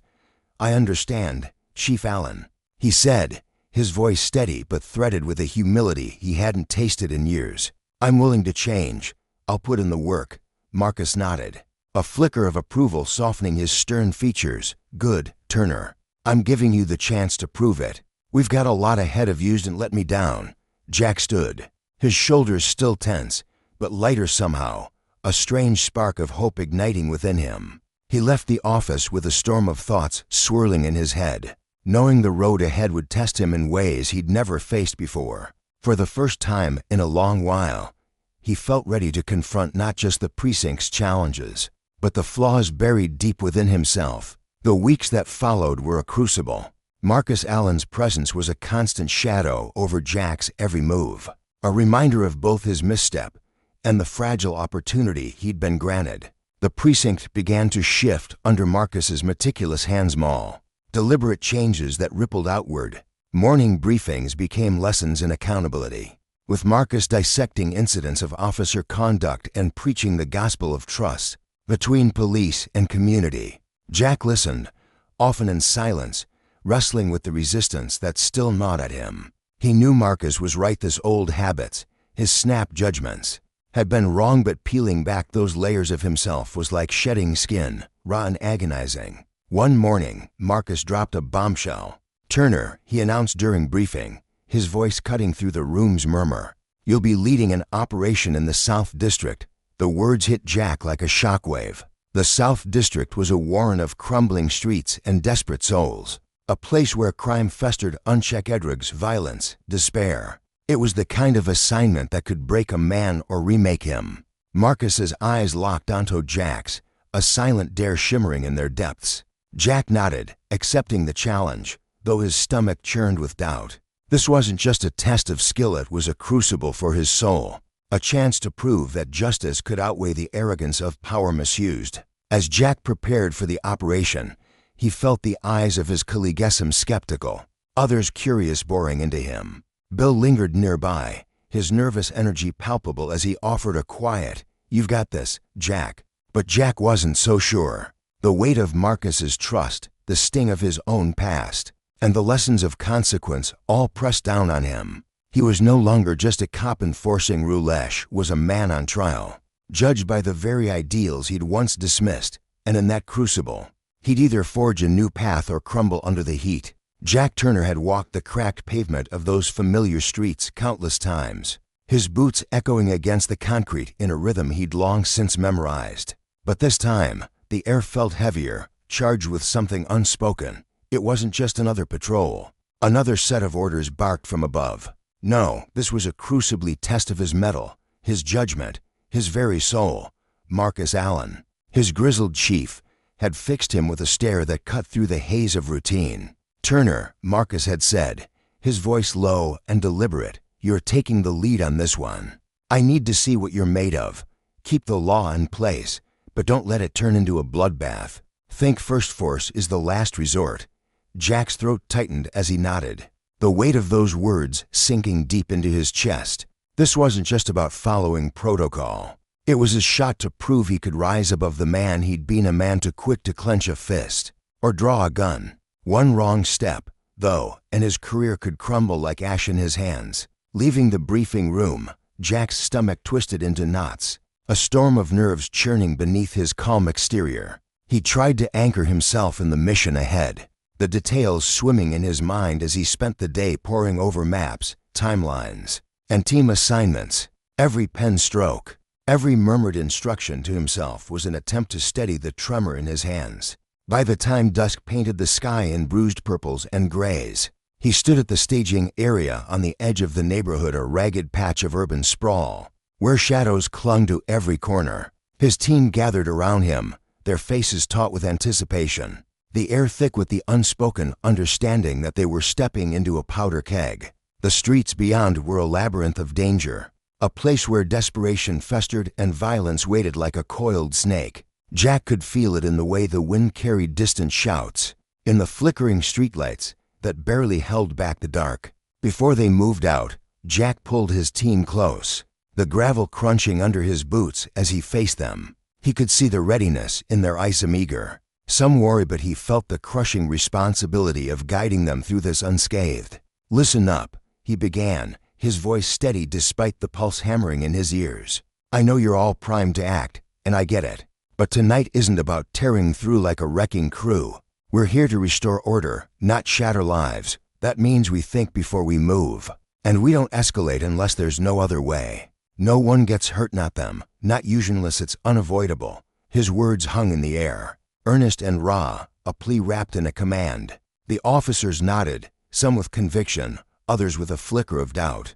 Jack caught the hesitation in their tight jaws and narrowed eyes, and he understood. Years of instinct, of meeting force with force, didn't bend easily. But he was hell-bent on showing the man himself that there was another path. The operation kicked off under a moonless sky, a series of precise strikes targeting known hotspots where crime pulsed like a heartbeat. Jack led the charge, his flashlight cutting through the gloom as his team fanned out behind him. Every step was measured, every corner checked twice, his mind racing to anticipate what lay ahead. For a while, it went like clockwork: doors breached, suspects detained, all according to plan. But chaos has a way of creeping in uninvited. At one rundown tenement, the air shifted as a group of suspects bristled, their hands twitching toward weapons stashed in waistbands and under jackets. Jack's pulse spiked, the old urge surging through him like wildfire. To shout, to draw, to dominate. He saw it mirrored in his team, their fingers hovering over holsters, their breaths shallow and quick. The moment teetered on a razor's edge, a single spark away from an inferno. Hold your fire. Jack's voice cracked through the tension like a whip, sharp and urgent. Don't shoot, hold your ground. The suspects glared back, defiance etched into their stances, their eyes daring the officers to make a move. Jack's chest heaved as he fought to steady himself. Marcus's lessons echoing in his skull: minimum force, maximum thought. A shootout here would mean bodies on both sides, blood staining the pavement, and a failure he couldn't live with. He sucked in a breath, forcing his mind to clear, and stepped forward, hands raised just enough to signal peace. Listen to me, he called out, loud but stripped of the barking tone he'd once relied on. This doesn't have to end in a fight. We're not here to bury anyone. Put the guns down, and we can talk this out. The suspects wavered, their gazes darting between each other, uncertainty creeping into their rigid postures. Jack felt the air shift, a fragile thread of hope threading through the standoff. No one's dying tonight, he pressed, softer now, his voice carrying a calm he barely felt. I get it, you've got your reasons, your back's against the wall, but this isn't worth your life, or ours. Drop the weapons, and we'll sort this out fair. You've got my word. Silence stretched, each tick of the clock an eternity, until finally, one weary figure with a scar slicing his browlet, his pistol clattered to the ground. The others followed, reluctant but relenting, and Jack's knees nearly buckled with relief. He waved his team in, their movements swift but controlled, disarming and cuffing the group without a shot fired. As the suspects were led away, Jack stood there, watching, a cocktail of exhaustion and triumph washing over him. He'd done it, navigated the storm, without sinking into the violence he'd once embraced. Back at the precinct, the operation was hailed as a win, a rare clean sweep in a neighborhood that usually spat back chaos. Marcus summoned Jack to his office, the chief's stern face softening with a faint, unfamiliar smile. You pulled it off, Turner, he said, leaning back in his chair. Exactly what I hoped you'd do. It wasn't easy, I know, but you showed you've got it in you to change. This is just the start, keep it up. Jack stood there, pride swelling in his chest, tempered by the humility of knowing how close he'd come to failing. Thank you, Chief, he replied, his voice thick with gratitude. I'm still figuring it out, but I'm in this for real. Marcus gave a nod. A silent pact sealed between them. This was a journey they'd walk together, one choice at a time. The days after glowed with a quiet shift in Jack. The operation had cracked open a window to a new way of seeing himself, not just as an enforcer, but as a man capable of justice tempered with mercy. It wasn't lost on him that power, wielded recklessly, could ruin lives in an instant. But guided by reason, it could mend what was broken. Yet the pressure lingered, a constant whisper urging him to stay sharp, to not slip back into the shadows of his old self. Marcus remained a steady presence, not just a boss but a mentor, his keen eyes tracking Jack's every move, his advice a lifeline through the murk of tough calls. One afternoon, As Jack hunched over a desk littered with reports, Marcus approached, his shadow falling across the papers. "Turner," he said, voice grave, handing over a slim folder. "New assignment. Missing person Rachel Evans, 32, single mom, nurse. Vanished 3 days ago after her shift. No leads, no contact, nothing. Family's losing it, and the community's watching us close. We need to get this right, show them we're not just punching a clock." Jack flipped through the file, absorbing the sparse details, Rachel's tired smile in a photo, her 6-year-old son's name scrawled in crayon on a drawing, 3 days gone, and the clock was ticking louder with every passing hour. "I'll find her," Jack said, resolve hardening in his gut. "Whatever it takes. We can't waste time if she's in trouble." Marcus nodded, a flicker of approval in his eyes. "Good. And Turner, bring the same care you showed last time. This isn't just about answers. It's about how we carry ourselves with her people." Jack hit the ground running, assembling a small crew and heading to Rachel's modest home. The place was a snapshot of a life interrupted, dishes in the sink, a kid's toys scattered across the floor. Her brother David met them at the door, a broad-shouldered man with red-rimmed eyes and a voice rough with worry. "Thanks for coming," he said, ushering them in. "It's been 3 days, and nothing." Rachel wouldn't just leave Ethan like this is his whole world. Something's wrong. Jack felt the man's pain like a physical weight, saw it in the way Ethan, a small boy with his mother's dark curls, sat clutching a stuffed bear, lost in a house that felt too big without her. This wasn't just a case. It was a family teetering on the edge, and Jack knew every move he made would ripple through their lives. Justice, he realized, wasn't just about catching the bad guys, it was about holding the line for those left behind. And he'd be damned if he let them down. The weight pressing down on Jack Turner and his team was suffocating, an invisible force that seemed to tighten its grip with every passing hour. He stood in the dimly lit living room of Rachel Evans's home, surrounded by the scattered remnants of a life interrupted, her son's toy cars abandoned mid-race. Across the carpet, framed photos capturing fleeting moments of joy perched haphazardly on the mantel. The warmth of the space, with its soft beige walls and the faint scent of lavender lingering in the air, clashed violently with the dread that now permeated every corner. Jack's voice was steady as he spoke to David, Rachel's husband, who sat hunched on the edge of the couch, his hands clasped tightly together as if anchoring himself against a storm. "We're going to do everything in our power to find her," Jack promised, his tone laced with a conviction he desperately willed himself to feel. "But we need your help. Tell us everything you can about Rachel's last few days. Any small detail might be the key. We're looking for—" David's eyes, red-rimmed and shadowed with exhaustion, flickered up to meet Jack's. He ran a trembling hand through his disheveled hair, his brow furrowing as he searched his memory for anything that might shed light on his wife's disappearance.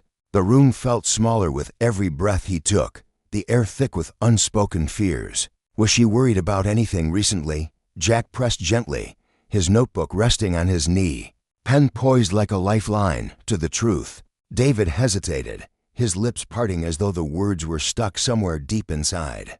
"Not that I can think of," he finally said, his voice cracking under the strain. "She'd been busy with workaways was. Rachel's the kind of person who pours herself into everything she does. But she didn't mention anything out of the ordinary. She loved her job at the hospital, and she was so good at balancing it with being a mom. What tears me apart is that she'd never just leave our son without a word. Something's wrong, I can feel it in my bones." Jack watched David closely, the man's raw anguish cutting through him like a blade. He could see the love etched into every line of David's face, the quiet terror of a husband who knew his world was unraveling. This wasn't just a case, it was a family on the brink, and Jack felt the responsibility settle heavily on his shoulders. He nodded, scribbling a note, his mind already racing toward the next step. The hospital, Rachel's second home, would be the starting point. Security cameras, her usual route home, anything that might offer a glimpse into the moment she vanished. As David sank back into the couch, his gaze drifting to a photo of Rachel laughing with their son, Jack quietly vowed to bring her back to this house, to this life. At the precinct, the hum of activity buzzed around Jack as he hunched over a desk cluttered with coffee cups and case files. The glow of the computer screen cast sharp shadows across his face as he and his team pored over the hospital's security footage. Hours ticked by, the grainy images blurring together until something jolted him upright. There she was, Rachel, stepping out into the parking lot the night she disappeared. But this wasn't the confident, purposeful woman David had described. Her movements were jittery, her head swiveling as if expecting danger to materialize from the shadows. She clutched her bag tightly, her eyes darting toward the edges of the frame before she slipped into her car. Jack's pulse quickened. She's nervous, he muttered, jabbing a finger at the screen. Something spooked her. No one's tailing her here. But look at her, she's on edge. We need to figure out what happened right before this. His team sprang into action, pulling internal hospital recordings and phone logs with a fervor that matched Jack's growing unease. The breakthrough came like a thunderclap, a call from an unknown number, logged just minutes before Rachel left work. It lasted 67 seconds, too brief to dismiss, too cryptic to ignore. Jack's mind churned with possibilities. Was it a threat? A warning? The deeper they dug, the darker the picture became. That untraceable number linked back to a shadowy network of individuals, with rap sheets stained by drug trafficking and worse. Rachel, a nurse with no apparent ties to that world, suddenly seemed ensnared in something far beyond her control.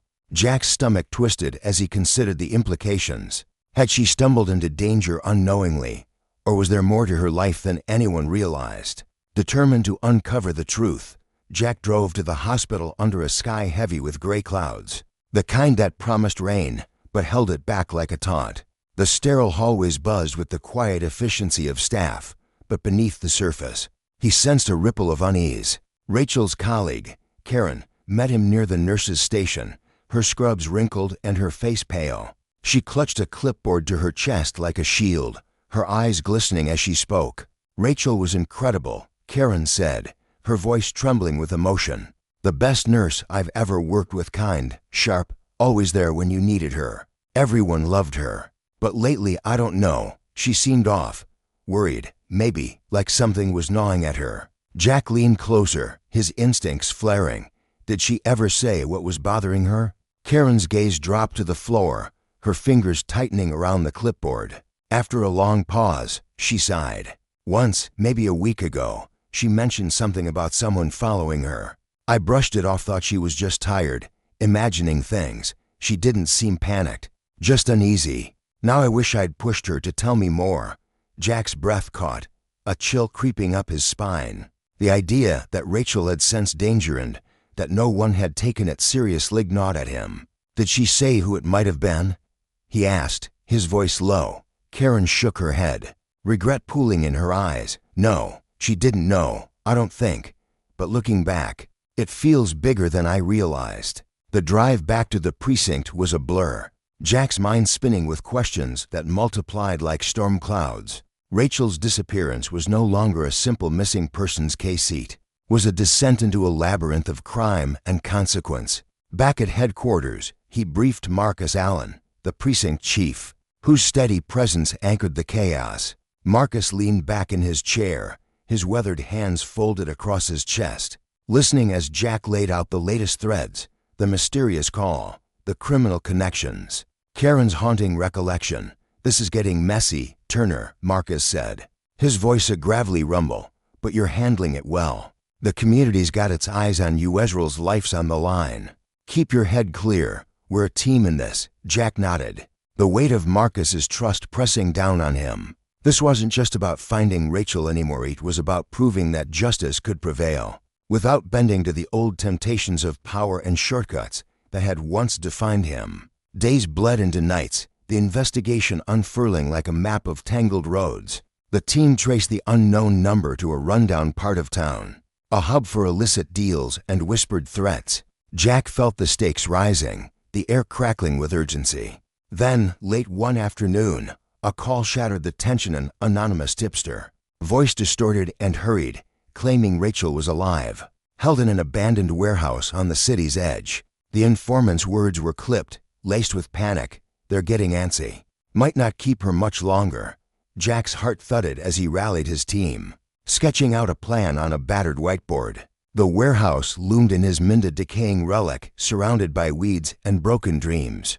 A perfect hideout for those who thrived in the dark. Under the cover of night, Jack led his team to the site. The air thick with the scent of damp earth and rust. The building's skeletal frame loomed against the moonless sky, its cracked walls and shattered windows casting jagged shadows. They moved like ghosts, weapons ready, but orders clear. Force was the last resort. Jack's boots crunched softly on gravel as he crept toward a rusted back entrance, his team fanning out to seal off escape routes. Inside, the warehouse was a maze of echoing corridors, the cold biting into his skin. Every creak of the floorboards set his nerves alight, but he forced himself to breathe, to focus. This was his memento save Rachel, to uphold the justice he'd sworn to protect. At last, they reached a cavernous room, its door hanging ajar. Muffled voices drifted out. Low and tense, Jack pressed himself against the wall, peering through the gap. There she was, Rachel, bound to a chair, her face pale but defiant. Two figures hovered nearby, their movements jittery, hands twitching toward concealed weapons. Jack signaled his team, his whisper barely audible, slow and steady. "She's all of you are getting her out." His heart pounded, but his resolve was iron. This was more than a rescue, it was a reckoning. The consequences of unchecked power had dragged Rachel into this nightmare, and Jack knew that true justice demanded not just her freedom, but a dismantling of the corruption that had ensnared her. As he steeled himself to move, the night stretched taut around him, a fragile thread between chaos and redemption. With a swift, determined push, Jack flung the heavy wooden door wide open, its hinges groaning under the sudden force. He stepped into the dimly lit room, his boots thudding against the worn floorboards, his team trailing close behind him like shadows in the faint glow of a single flickering bulb overhead. The air was thick with dust and tension, the kind that settles into your bones and makes every breath feel like a gamble. In the center of the room, Rachel sat bound to a rickety chair, her wrists chafed red from the coarse rope that held her captive. Her wide eyes shimmered with a raw, unfiltered fear, but beneath that terror burned a quiet, unshakable resiliency, a spark that refused to be snuffed out despite the nightmare she'd endured. Jack's heart clenched at the sight of her, a mix of relief and fury surging through him as he took in her fragile, yet defiant form. Around her stood three armed men, their faces a gallery of shock and desperation as Jack and his team burst into their hideout. For a split second, time seemed to freeze then, as if jolted by an electric current.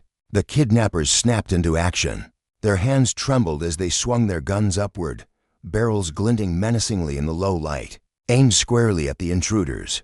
Jack's pulse pounded in his ears, but he forced his voice to cut through the chaos. "Easy, easy," he shouted, throwing his hands up high, palms open and empty. A deliberate signal of peace in a room teetering on the edge of violence. "No one needs to die here today. We're all walking out of this Olivalet's talk."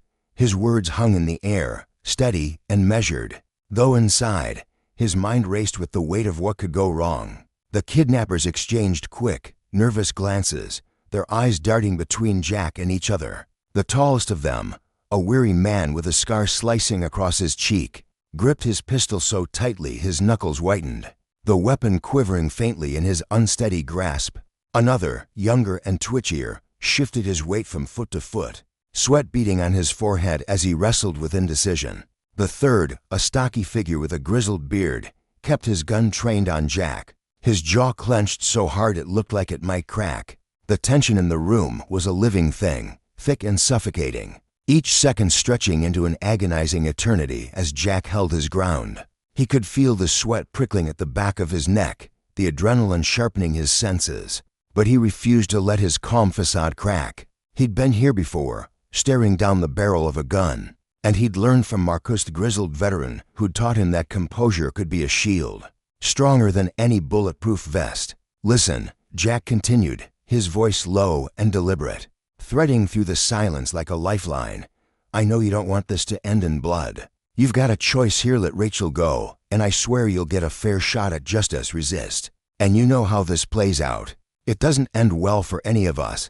He locked eyes with the scarred leader, searching for a flicker of reason behind the man's hardened exterior.